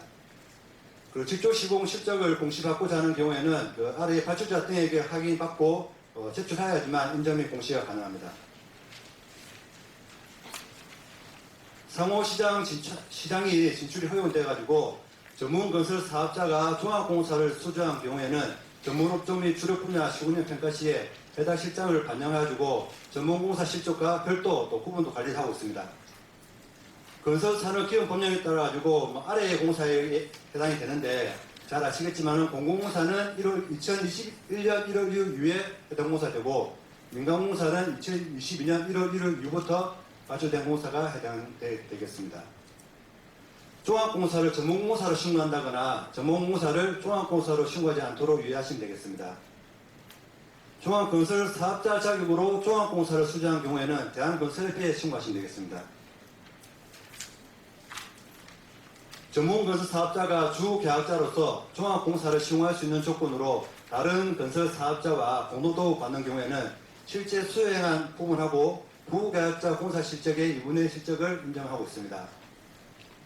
건설산업 선년 체계 개편으로 인해 가지고 그 전문건설 대업종이 시행이 됐는데 민간공사는 2022년 1월 1일 이후부터 적용이 됐고 그리고 공공공사가 2022년도고 민간공사는 2003년도 1월 1일부터 적용이 됐습니다. 그래서 2022년도에 그 대업종이라 하더라도 민간공사의 주력 분야를 없는 공사를 받은 경우에는 건설업 무등록 시공이 될 수 있는 점 유의하시면 되겠습니다. 다만 수종이라든지 준설, 승각이, 삭도 이런 부분은 해당 주력 분야만 시공할 수 있습니다. 업종 실적과 주력 분야 실적이 별도 구분 관리됨에 따라 가지고 개별 신고 공사건별 업종과 주력 분야를 정확히 확인해 가지고 불이익을 받는 일이 없도록 신고하셔야 됩니다. 실적 신고 거짓 서류 제출 시 제재 사항인데 거짓서를 제출하는 경우는 없겠지만은 거짓서를 제출한 경우에는 최근 3년간 건설공사 실적의 연차별 가중 평균액의 100분의 60에 해당하는 금액을 빼고 그리고 이는 재무 상태를 거짓을 제출한 경우는 1년 이하의 징역 또는 1천만 원 이하의 벌금에 해당이 됩니다. 그리고 또 거짓 제출한 경우에는 영업 정지 또는 6개월 또는 1년 이하의 가중금이 부과되고 입찰에 관한 계약 서류를 위조 변조한 경우에는 공공공사 나라장터 입찰에 최대 2년간 입찰 참가 자격 제한을 받는 부전당업자 제재 처분을 받을 수가 있습니다. 불법 행위에 대한 실적 인정 범위입니다. 허위 실적 신고는 잘 아시겠지만 불인정 처리되고 수사기관 고발과 영업정지 6개월, 부전당업자 제재 15년 삭감입니다. 전문가 하도급은 수급에는 그가 도급받은 전문공사를 원칙적으로 하도할 수 없는데 발주자의 서면 승낙이 있는 경우에 가능하고 이게 이제 하도급을 계약을 체결하기 전에 발주자 승낙 일자가 더 빨라야 됩니다.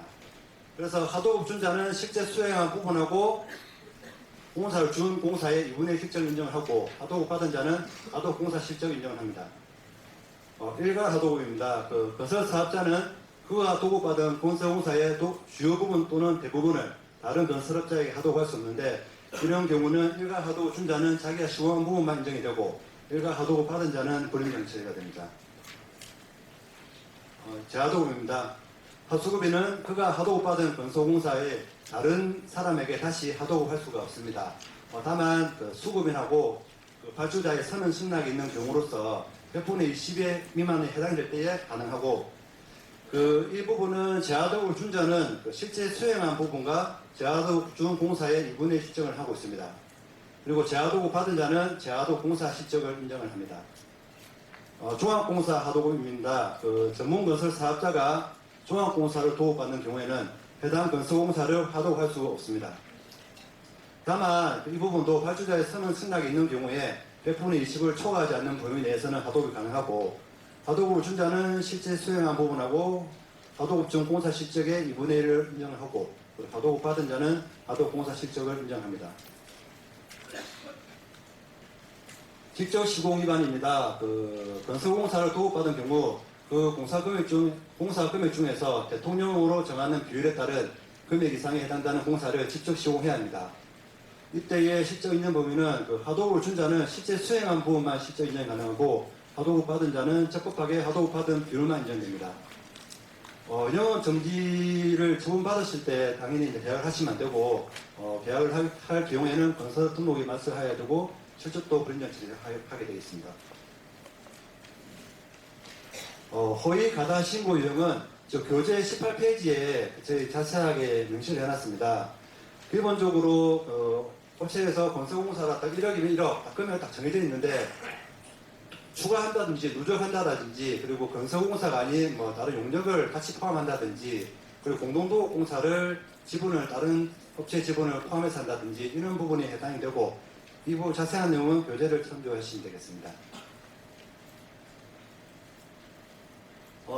근데 단체 수의 계약에 의한 물품 구매 내용을 신고한 경우에는 1차 참가 자격을 해당 건설업 등록과 시공으로 제한하고 건설공사 비성실적 증명서 발급 시에는 실적 인정이 가능합니다. 건설공사 인정 여부 부분인데 이 부분은 국토교통부 유권해석을 교재 19페이지에 또 자세하게 저희가 수록해놨습니다. 기본적으로 그러니까 이제 단순한 이제 도배라든지 이런 부분에 또 이제 건설공사 인정이 안 되고 그래서 여기에 계신 회원사 여러분의 해당되는 업종에 대해 가지고 한번 챙겨 보시면 되겠습니다. 그런데 좀 이런 부분도 저희 많이 문의가 오시는데 우리가 건설공사라는 거는 시설물에 토지에 정착된 시설물을 신축이라든지 중축, 개축하는 공사로서 움직이는 선박은 그 아무리 큰 부피를 하더라도 건설공사로 인정을 하지 않습니다. 단순한 풀빼기 그리고 제초, 풀깎기 등은 건설공사가 아니긴 한데 그 조교 실제 유지 관리를 위한 공사의 경우에는 발주자 확인을 받아 제출 시 인정 가능하고 위설 실적 증명서와 건설공사 내역서 등을 제출하시면 되겠습니다. 물품 납품 용료 등의 유사 건설공사의 경우에는 그 해당 건설업 등록과 시공을 1차 참가 자격으로 제한하고 건설공사 실적 증명서를 발행한 경우에는 실적 인정이 가능합니다. 이 부분도 그 기술 코너에 통보를 하셔야 됩니다. 다음은 건설공사 편차 순서 부분이고 그 뒤에 서류 제출 부분에서 말씀드리겠습니다. 편차 순서는 그동안 좀 보기에 좀 이렇게 좀 편차 순서가 헷갈린다 하시는 분들이 계셔가지고 그 교재 21페이지에 그 자세하게 표시가 되어 있습니다. 기본적으로 지금 필수로 되어 있는 부분은 공통적으로 제출한 서류이기 때문에 필수 서식은 반드시 제출되어야 되고 이번에는 그 통합 시스템 도입에 따라가지고 3번 서식은 삭제되고 직접 시공 기술 실적 신고라든지 이런 부분은 직접 시공 부분에 해당되는 업체의 경우에 별도로 인정하시면 출력이 되고 증명서류를 첨부하시면 되겠습니다. 여기도 필수는 이제 실적 증명서라든지 필수적으로 첨부하셔야 되고 해당 증명서류도 제출하시면 되고 그리고 이제 직접 시공이라든지 그리고 아까 말했던 이렇게 단순 풀백이라든지 이런 부분에 내역 확인이 필요한 부분에 대해서는 이 서식을 활용하셔가지고 기타 해당되는 업체의 경우에는 이 서식을 제출하시면 되겠습니다. 매출처를 세면서 학계표는 공원본을 필수적으로 제출하셔야 되고 그리고 재무제표도 원본을 제출하시면 되겠습니다. 그리고 건설기술자 인력 고유 신고서입니다. 이 부분은 다들 필수적으로 제출하시면 되겠습니다. 그리고 해당 시에는 해당 업체에 해당되는 공사를 인정하게 되면 자동으로 출력되기 때문에 첨부 서류를 추가로 첨부하셔가지고 제출하시면 되겠습니다. 예, 실도 평가도 마찬가지로 해당되는 그 부분이 있을 때에 제출하시면 되겠습니다.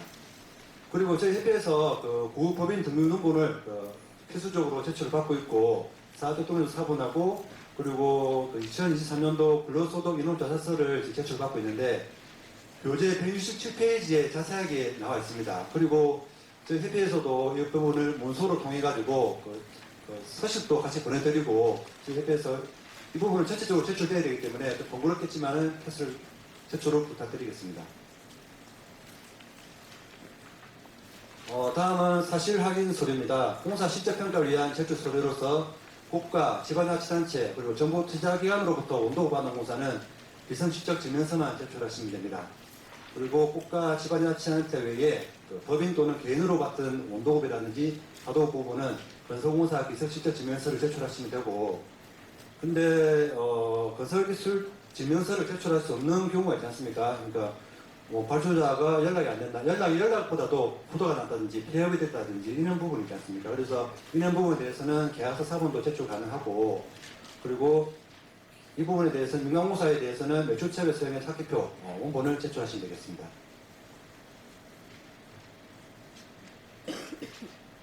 매출처별 계산서를 제출할 수 없는 경우에는 건설공사 인허가기관이 발급한 건축허가서, 착공신고 필증 또는 사용승인서 및 직전회계년도 부가가치세 표준증명을 함께 제출하시면 되겠습니다. 아까 말씀드렸던 이 부분에 대해서는 객관적인 사유가 있어야 되고 거리상, 시간상 사유는 해당되지 않습니다.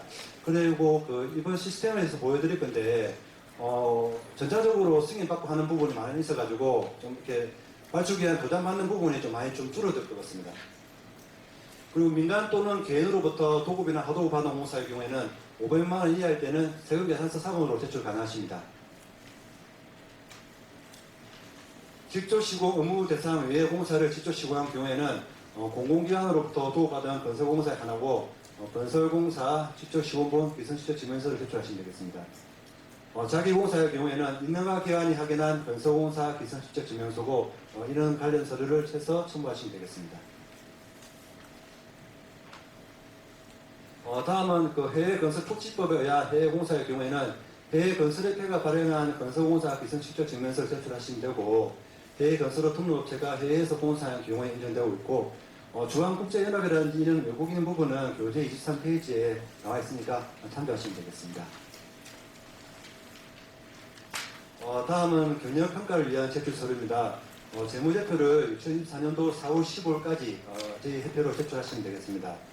그리고 12월 말 예외決算법인은 4월 15일까지 평가 집주년도의 정기계산서를 기준으로 작성된 재무제표하고 직전 회계연도 부가가치세 표준 증명을 함께 제출하시면 되겠습니다. 개인업체는 5월 31일까지 제출하시면 되고 성실신고 확인 대상자는 6월 24일까지 제출하시면 되겠습니다. 실적신고를 하였다 하더라도 재무제표를 법정기한 내에 제출하지 않은 경우에는 부득이하게 직원의 평가를 받을 수가 없습니다. 재무제표를 협회에 제출한 후에는 수정된 계산 재무제표 제출은 불가능합니다.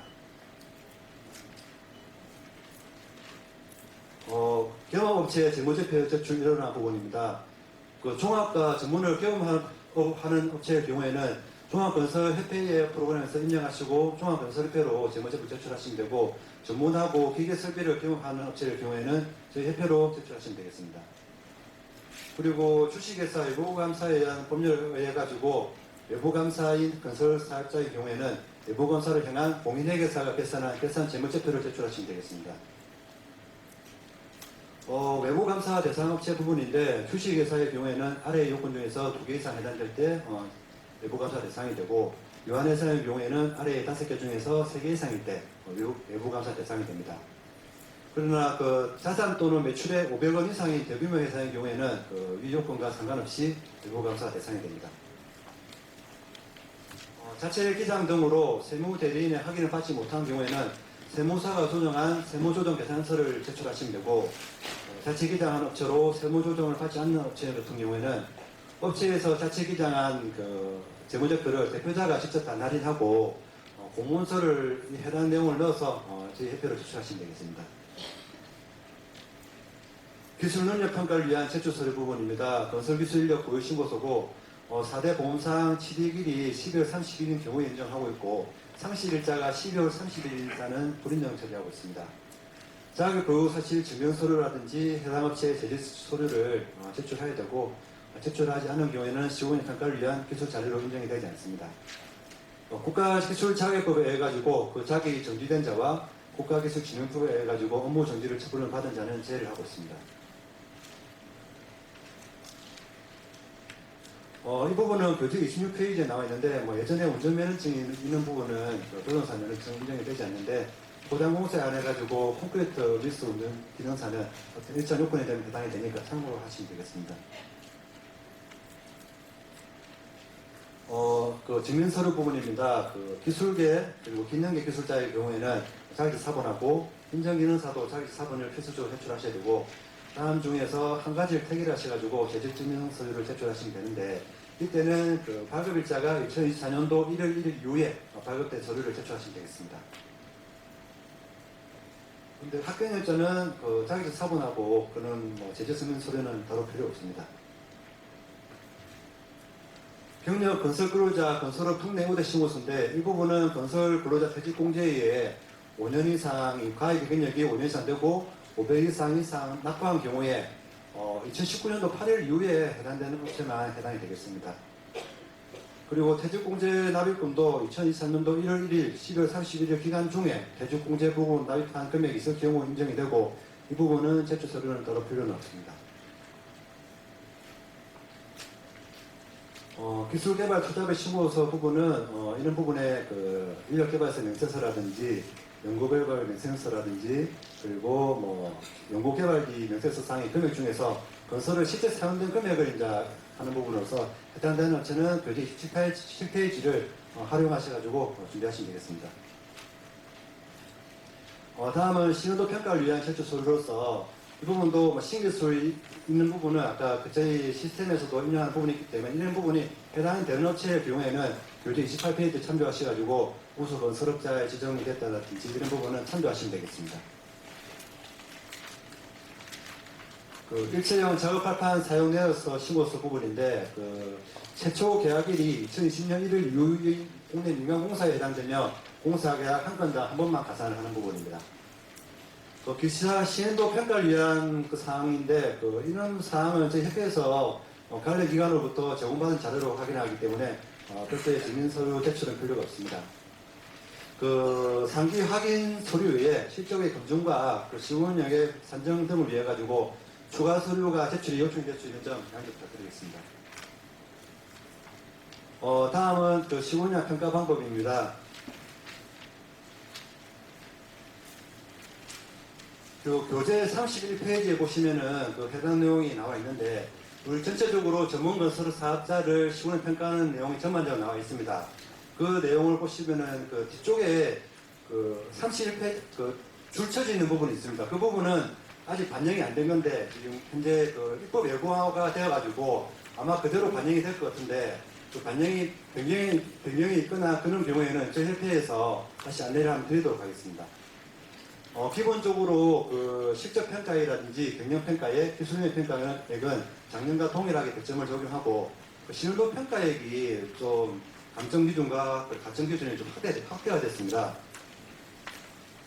보시면은 시운도 평가액의 세부 개정한 주요 내용인데 기본적으로 신규술이라든지 뒷페이지에 해외 건설 고용 인력이라든지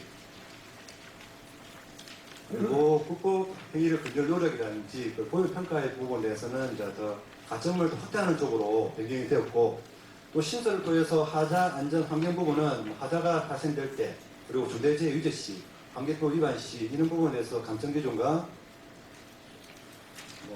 체불이라든지 부도라든지 이런 경우에는 또 감정 기준이 많습니다. 이렇게 좀 신도 평가 부분에 평가액이 좀 이렇게 좀 조정이 됐기 때문에 그 부분 참 참조하시면 되겠습니다.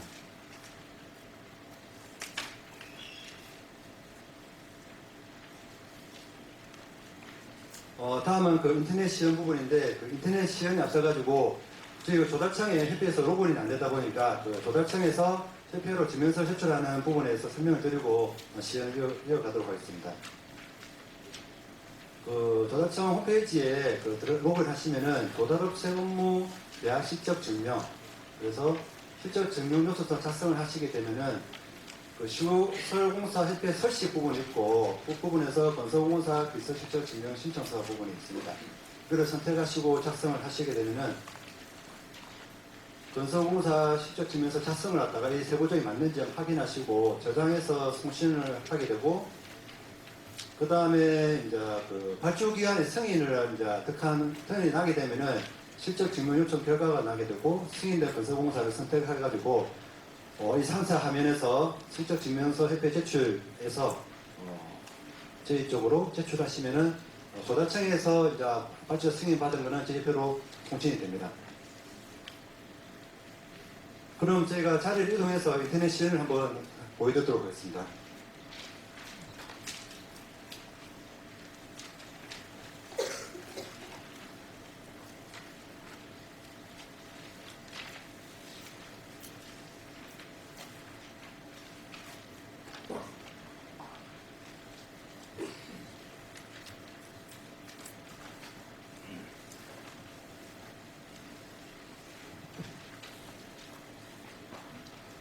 제가 설명드리는 그 스템 부분은 그 41페이지에 한번 보십시오. 41페이지부터 자세하게 나와 있는데, 일단 그 41페이지 로그인 하면은 그 이 협회에서 들어갈 수가 없습니다. 이거 시스템은 예전에는 이제 코드가 도입되어 있어서 들어갔었는데, 부득이하게 이 철자를 보시고 로그인 하시면 되겠습니다.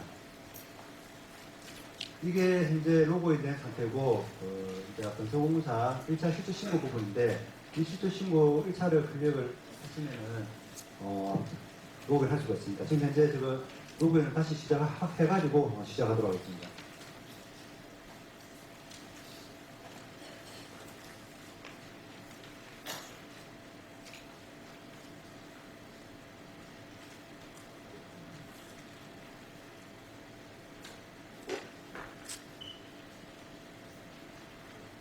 지금 이 시스템 자체가 그 건협하고 저희 전문건설협회하고 설비하고 같이 이제 시스템을 갖다가 계속 하다 보니까 그 시스템이 좀 늦거나 약간 오류가 있는 부분이 있는데 좀 늦는 부분이 있습니다.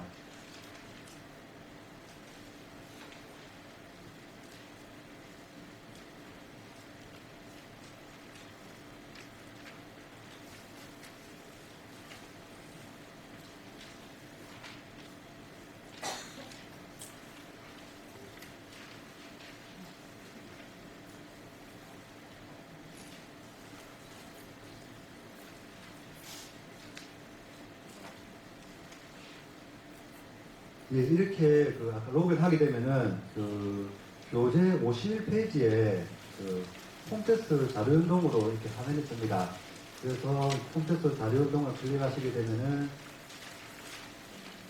이렇게 자료 전송이 뜰 거고, 이 자료 전송을 클릭하시게 되면은 그 부가세 매입 매출처 합계표를 선택해가지고 전송받게 되면은 그 매출처에 대한 데이터가 이제 이 시절 프로그램으로 자동화가 됩니다. 그래서 어떤 그 사업자하고 그 사업자 등록번호에 따른 매출 금액이 나오기 때문에 내가 입력하면서 금액 빠진 게 없는지 바로 확인이 가능하시겠습니다.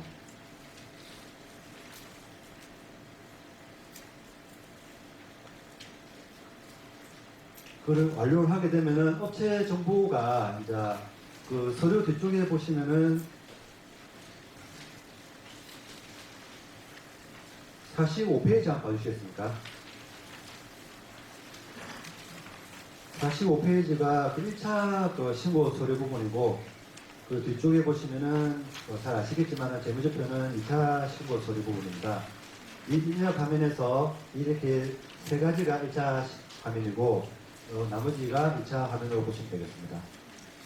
업체 정보를 클릭하시게 되면은 기본적으로 그 업체 정보 갱신이 있어가지고 다른 건 손댈 게 거의 없으실 겁니다. 그래서 클릭하시게 해가지고 우리가 전문의 기본 정보를 땡기고 싶다면 전문을 하시면 되고, 경험하는 업체가 종합이 있으면은 종합의 기본 정보를 땡겨올 수 있습니다.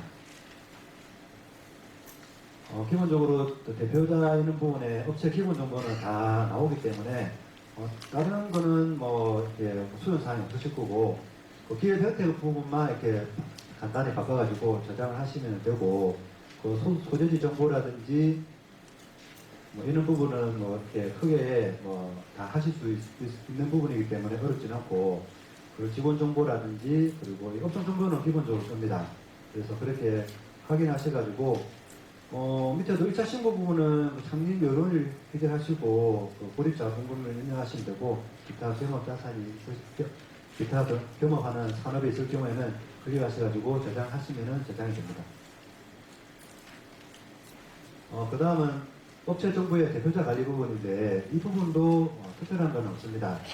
이 대표자 부분이라든지 이런 부분에 수정사항이 필요할 경우에 클릭하셔가지고 수정하시면 되고, 만약에 그 작년 데이터와 달리 대표자를 추가를 하거나 그 대표자 뭐 바뀌었거나 이럴 경우에는 이 자체에서 큰 데이터가 여기 블록을 잡혀 있어가지고 안 바뀝니다.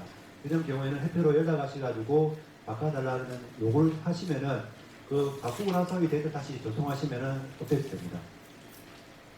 대표자 이력사항 부분은 그 등록하기라든지 이 부분을 클릭해가지고 뭐 보상이 있으면 보상 이런 부분을 하셔가지고 하시면 되겠습니다. 그리고 이제 이번 프로그램에서 담당자 관리 부분이 있는데, 담당자 관리 부분은 어떤 부분이냐면은 실적 그리고 재무제표 그리고 고용평가에 대해서 담당자를 개별로 지정할 수가 있습니다. 그러면은 접수가 해당이 어떻게 됐는지 이런 부분이 나오기 때문에 이 부분은 휴대폰 번호라든지 입력하시게 되면은 문자로 전송하는 서비스를 제공할 예정입니다.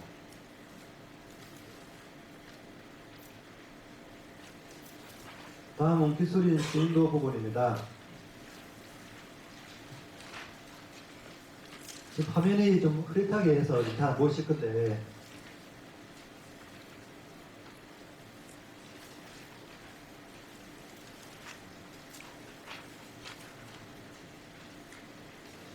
이제 건설기술인 정보 부분인데, 건설기술인은 기본적으로 전년도 자료를 다 가져올 수가 있습니다. 그래서 전년도 자료 가져오기를 하면은 대부분의 기술자를 다 가져오게 되고, 이 부분은 아까 말씀드렸던 보급이라든지 특급 부분은 이제 평가 기준이 더 많이 반영이 되기 때문에 그 기술자를 맞는지 한번 챙겨보시고, 이런 부분 조율해가지고 틀린 부분이 있거나 봐가지고 수정이 가능하시기 때문에 이렇게 수정하시면 되겠습니다. 그리고 추가적인 부분은 행 추가를 통해 가지고 기술자 임명하시면 되고 기술 자격이 틀릴 경우에는 조회를 하셔가지고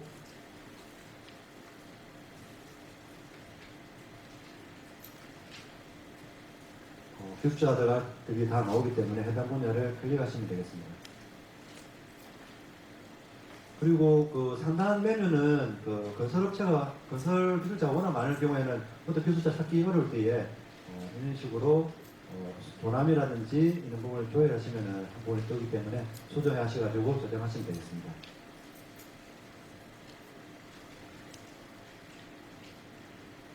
건설기술 보유 현황입니다. 이 부분은 해당되는 그 건설 사업자의 경우에 등록하셔가지고 아래에 특허라든지 실온 신안이라든지 건설기술과 관련된 기술 자격을 해당되는 부분을 입력하셔가지고 저장하시면 되겠습니다.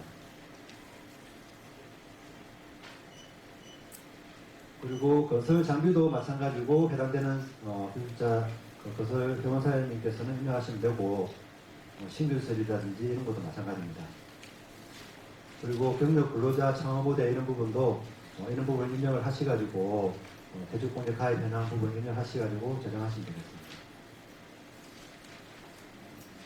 시공운영 가산정보는 그 건설공사 입력할 때에 밑에 이제 본인의 시공운영에 관련되는 경력 근로자 의뢰 정보라든지 이런 걸 한눈에 볼 수 있는 부분을 하나 툴로 해가지고 제공을 하고 있습니다. 다음은 전문 건설업자 신고 부분입니다. 그 기성 실적 신고를 하시는 부분이고 클릭하시게 되면은 기본적으로 이렇게 현재로서는 실적을 보여드린다고 입력해놨는데 실적이 하나도 없이 나올 겁니다. 무실적 업체의 경우에는 무실적 신고를 클릭하셔가지고 이런 식으로 실적 없음에서 저장 버튼을 누르시면 저장이 됩니다. 그 다음에는 전년도 자료를 가져오게 될 부분인데 이거는 2023년도까지 준공 2월 되는 공사만 가져올 수 있기 때문에 클릭하셔가지고 가져오기 확인하시면 가져올 수 있습니다. 그러면은 이제 제가 하나 등록하는 부분에 예시로 해서 해놓은 걸 한번 보여드리겠습니다. 이렇게 입력을 지금 현재 해놓은 상태인데 이거는 이제 가져오는 정보를 제가 클릭했을 때 이제 되는 부분이고 그래서 입력되는 부분을 보시면은 제가 입력되는 부분을 바로 보여드리겠습니다. 일단 등록하기를 클릭하시게 되면은 제가 아까 처음에 말씀드렸던 기소권하고 연동되는 부분입니다. 그래서 변호사님께서 이제 기소권에 다 입력했던 자료가 이렇게 다 있다 하면은 공사 실적 신고하기를 해가지고 클릭을 하시게 되면은 기소권에 등록되어 있는 공사가 다 뜨게 됩니다. 그러면은 여기에서 신고하기 버튼을 클릭하시게 되면은 기본적인 이렇게 데이터가 다 올라오기 때문에 이 부분이 맞는지 그런데 그리고 이 부분을 클릭했을 때에 조달청도 실적 증명서를 검색을 하게 되면은 아까 조달청에서 협회로 통보된 자료가 있을 경우에 이걸 클릭하시게 되면 공사 조회가 됩니다. 그래서 굳이 그걸 입력하셔가지고 주변에서 받는 것보다 그래도 조달청에서 통보된 거는 바로 실적 증명서 원본이 필요가 없기 때문에 출력만 해서 제출하시면 되기 때문에 일단 조달청에서 조회된 정보를 먼저 클릭하셔가지고 확인하신 후에 없을 경우에는 이렇게 조달청에 확인하셔야 그걸 해결하시는 게 더 나으실 것 같습니다. 지금은 조달청에서 저희 쪽 통보된 게 있기 때문에 기소권 자료를 계속 이어서 말씀드리겠습니다. 다 아시겠지만 업종이라든지 자기 주력 분야 그리고 세부 공종을 입력하시면 되고 공사명은 계약서에 있는 걸 그대로 입력하시면 되고 공사 지역도 마찬가지입니다. 그리고 공사 유형 부분은 아까 말씀드렸던 신설 유지 보수가 애매하다 그럴 때는 이쪽에 그 신설 유지 기준이 있기 때문에 그걸 참조하시면 되겠습니다. 도급은 온도급이냐 하도급이냐에 따라 이제 클릭하시면 되고 건물의 건축이냐 토목이냐 산업설비냐 아닌 부분에 대해서 설명하시면 되겠습니다. 이 부분은 보시면은 어떤 건물에 해당이 되느냐 이런 부분인데 보시면은 다 내용을 아실 거기 때문에 여기 통해서 선택을 하시면 되겠습니다. 그리고 이 세부 코드는 99페이지에 다 있기 때문에 그 부분을 보시면서 모르는 것을 찾아서 하시면 되겠습니다. 발주자 정보가 일단 기본적으로 올라오게 되고, 기본적으로 다 넣어주셔야 되고, 뭐 아파트 같은 경우에는 이제 그 거제에도 수록되어 있지만은 부동산을 관리업으로 분류가 되어 있기 때문에 이쪽에 부동산 및 임대업으로 하시면 되고, 그리고 이 부분은 필수적으로 입력을 해주셔야지만 저장이 됩니다.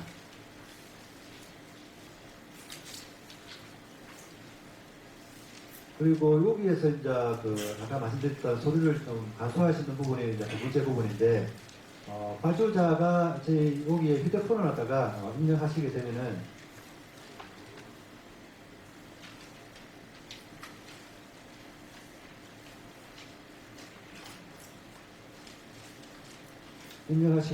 입력하셔가지고 저장을 하시게 되면은 향후에 발주자 전자승인이라는 버튼이 있습니다. 그러면은 이분께 문자가 가게 되고 이분께서 아까 로그인 화면이 발주자 전용 로그인 화면이 또 별도로 있습니다. 발주자가 자기 사업자로서 들어가게 되면은 그 부분에 아마 저희는 지금 들어갈 수 없는데 발주자가 클릭하시게 되면은 발주자한테 굳이 가서 도장 안 받다 하더라도 이렇게 인정이 됩니다. 비밀번호는 이렇게 주소 검색을 통해서 조회하시면 되고,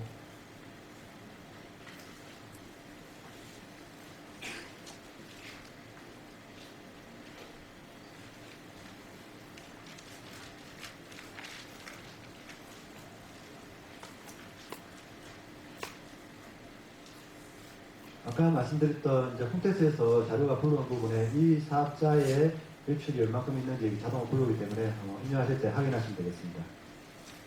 계약의 정보는 잘 아시겠지만 일반 경쟁, 제한 경쟁, 지명 경쟁, 수익 계약 되어 있는데 일반 경쟁은 전국 누구나 해당 업종의 공사를 수주하는 부분이고 제한 경쟁은 지역 제한이라든지 그리고 실적 제한이라든지 이런 제한이 있을 때 그리고 지명 경쟁이라든지 이런 부분은 어느 업체를 지정해서 입찰을 실시하는 때 해당이 될 거고 보통은 궤적 제출이 많다 하면 수익 계약으로 하시면 되겠습니다. 계약의 방법은 장기 계약 속공사라든지 이런 부분이 대형공사에 해당이 되는 부분이고 이 부분이 해당되지 않는다 하면은 기타에 해가지고 저장하시면 되겠습니다. 계약일자, 착공일자, 준공일자는 지금 이제 앞 순서대로 그 날짜가 다 달려야지 저장이 되고 이 부분은 클릭을 통해서 하시게 되기 때문에 어렵지는 않습니다. 그리고 일차 공고일자라든지 공고번호라든지 이런 내용이 있으면은 이 부분에 대해서 입력하시면 되고 공동도급이 있다거나 이럴 때는 교재에도 나와 있는데 비율이라든지 그리고 이런 공법이라든지 이런 부분을 입력하시면 되겠습니다.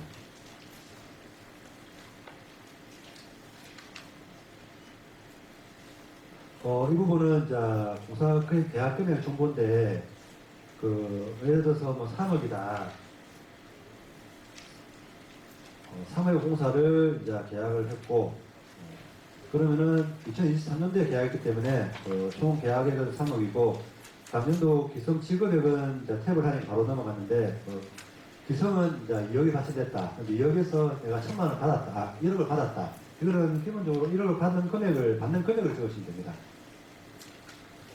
그리고 계약액은 자동으로 따라오게 되고 그리고 전년도 누계기성액은 이제 2023년도 계약 부분이기 때문에 입력할 필요가 없고 단년도 기성액이 중요한 부분인데 이거는 이제 세금계산서가 끊긴 금액 그 부분을 2억이면은 2억 부분을 입력하시면 되겠습니다.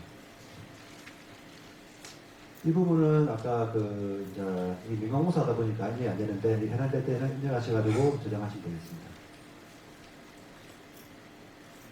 이 부분은 또 어떤 부분이냐면 원도급 받았는데 만약에 종합건설업체가 하도 부분을 갖다가 미리 실제 추가하실 때 입력해 주시게 되면은 또 원도급자가 입력한 자료도 나중에 좀 땡겨주시는 부분이 있습니다.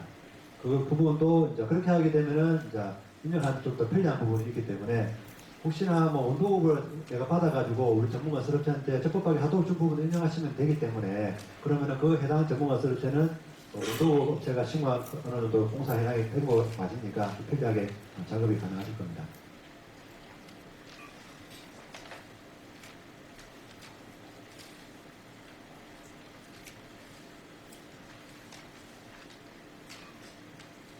이 부분은 건설 사업자 검색을 통해 가지고 조회 가능하고 그래서 얼마나 전문 서체라든지 다 조회를 했거든요. 그래서 선택을 하시면은 기본적인 데이터가 올라오는데 전화번호라든지 이런 거 그리고 하도 계약 금액이 어떻게 되는지 그리고 하도 계약액이 어떻게 되는지 입력을 하시면 되겠습니다.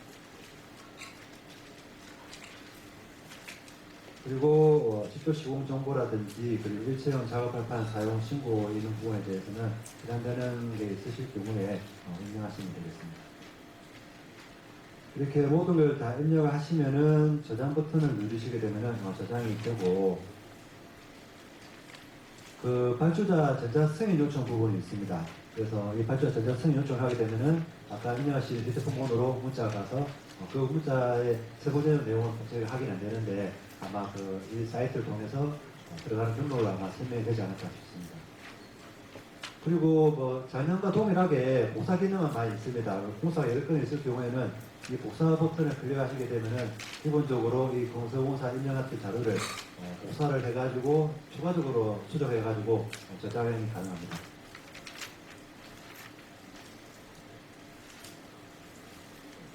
2022년도 누락신고 부분도 마찬가지로 동일합니다. 크게 다를 게 없기 때문에 이 부분을 입력하시면 되고 2021년도 누락분도 마찬가지로 앞에 설명드렸던 대로 입력하시면 되겠습니다. 그리고 이제 상호시장 개성 실적 신고 부분인데 2024년도에 이제 전문 면허로 종합공사 수주한 경우가 있는 경우에 여기 클릭하셔가지고 신고를 하시면 됩니다. 이때 입력할 때는 우리가 예를 들어서 그러니까 A 업종의 20%, B 업종의 80%는 두 개를 신고를 하셔야 됩니다.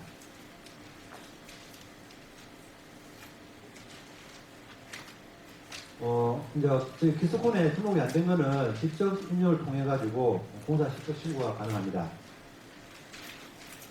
여기에도 보면은 이제 혹시나 이제 종합공사를 할 때 이렇게 나눠서 신고해라고 안내창이 뜹니다.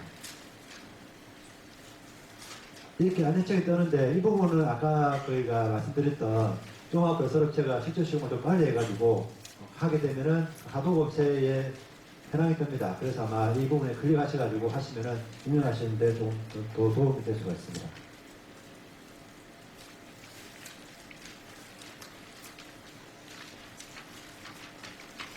이 부분은 앞에 설명드린 내용하고 다 동일하고 특별한 부분은 없습니다.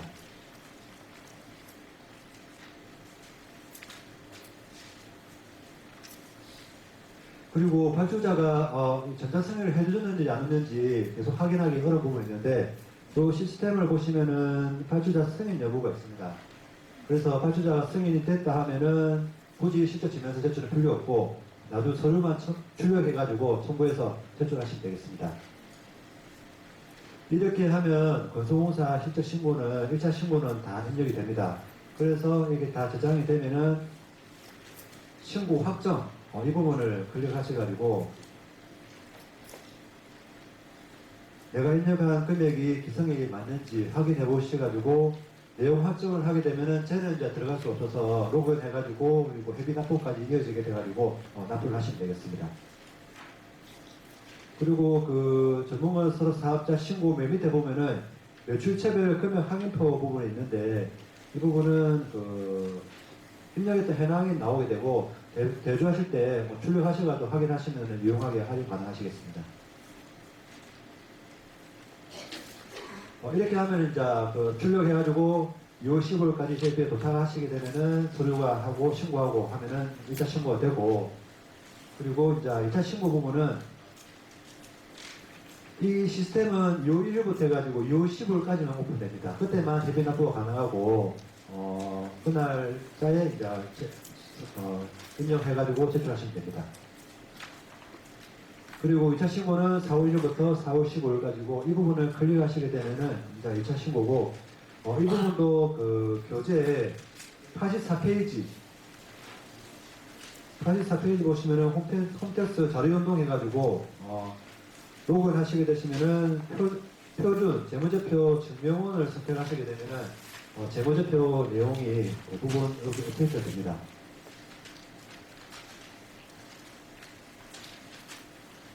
전체 동의를 누르시고 이렇게 하시면 되겠습니다.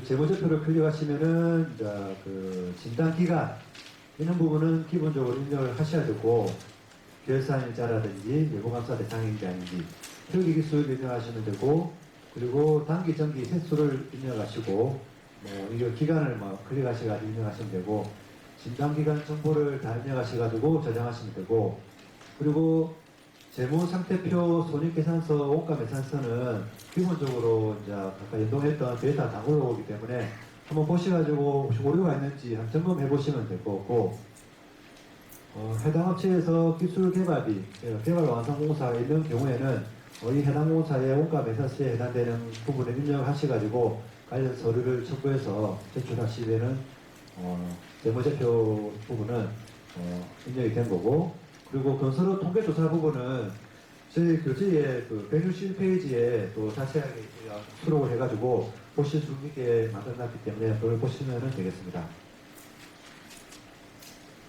그리고 그 고용평가 부분은 신고를 하셔야 되는데 고용평가 부분은 92페이지 보시면은 그 내용이 나와 있는데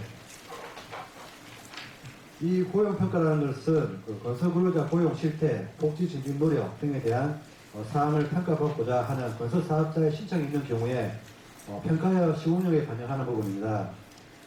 제출 기한 및 서류는 그 4월 15일까지 반드시 신청하셔야 되고 고용평가서 그리고 고용보험, 피보험, 취득자 내역을 제출하도록 규정되어 있습니다. 공시는 매년 6월말 우리 협회 홈페이지에 공시하고 고용평가 인센티브는 그 아래의 등급에 따라서 가산을 하고 있습니다. 그래서 그 고용평가 부분에 대해서 그 뒤쪽에 보시면은 그 96페이지에 세부적으로 인정하는 부분이 있기 때문에 이 부분 참고하시면 되겠습니다. 이 부분도 신고 확정을 클릭하셔가지고 저장하시게 되면은 이 부분도 완료가 됩니다.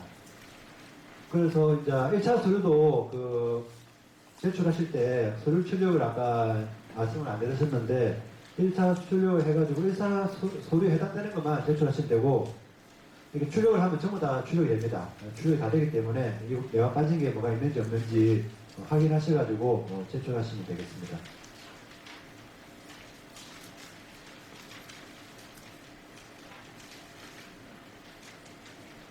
고용평가 부분도 전체 출력을 통해서 제출하시면 되고 지금 현재 이렇게 시스템이 현재 구성이 되고 지금 현재 시스템 구동 자체가 계속적으로 수정이 되다 보니까 조금 늦게 로그인 된다든지 좀 오류가 있는 부분이 있습니다. 그래서 이 오른쪽에 보시면은 시스템 문의 전화해가지고 그 1660-1804 이 시스템에 대한 설명을 수정을 여기서 가능하기 때문에 이쪽으로 문의하시면 되고 그 나머지 부분에 대해서는 저희 협회에 전화 주시면은 또 친절하게 상담을 해드리도록 하겠습니다. 그리고 그 저희 협회에서 그 부록해가지고 189페이지 저희가 첨부를 한 게 있는데 아실 분들은 저희 아시겠지만은 저희가 저희 협회 회원사 임직원 가족분들 경우에는 종합병원에 이제 또 할인이 좀 됩니다. 이렇게 또 뭐 장례식장도 할인되고 이런 부분이 있기 때문에 전화하셔가지고 병원에 어떤 부분이 할인이 안 된다 이러면 협회로 전화 주시면은 조치를 해드리고 뒤쪽에 보시면은 뭐 치과도 이런 부분에 대해서도 뭐 스케일링도 무료 이런 부분이 있기 때문에 회원사 혜택을 좀 가져갔으면 좋겠고 그리고 바쁘신데 또 오늘 이렇게 긴 시간 좀 참석해 주셔서 대단히 감사하고 네, 말씀하십시오. 예예. 예. 지금 오픈은 됩니다. 오픈은 된다는 게 뭐냐면은 요일부터 회비 납부가 된다는 거기 때문에 지금은 또 오픈이 되고 근데 저희가 이제 어떤 부분이냐면은 대출 쓰면은 저희가 실적 증명서는 있지 않습니까? 조금 천천히 이제 보완을 받아드리거든요. 그러니까 실적 신고할 때 다 첨부돼야 되는 건 아니기 때문에 혹여나 또 다 받아놨는데 시스템상으로 오류가 생겨서 다시 받으면 또 회원사님들도 번거롭고 화주자도 번거롭다 보니 그런 부분 좀 한번 또 유의해가지고 하시는 게 더 나으실 거예요. 그리고 그 혹시 다른 질문 있으시면 저희 앞에 나오시면 좀 상담을 도와드리고 또 올 한 해 얼마 안 남았는데 바쁘신 시간 내주셔서 참석해 주셔서 대단히 감사합니다. 오늘 고생 많으셨습니다.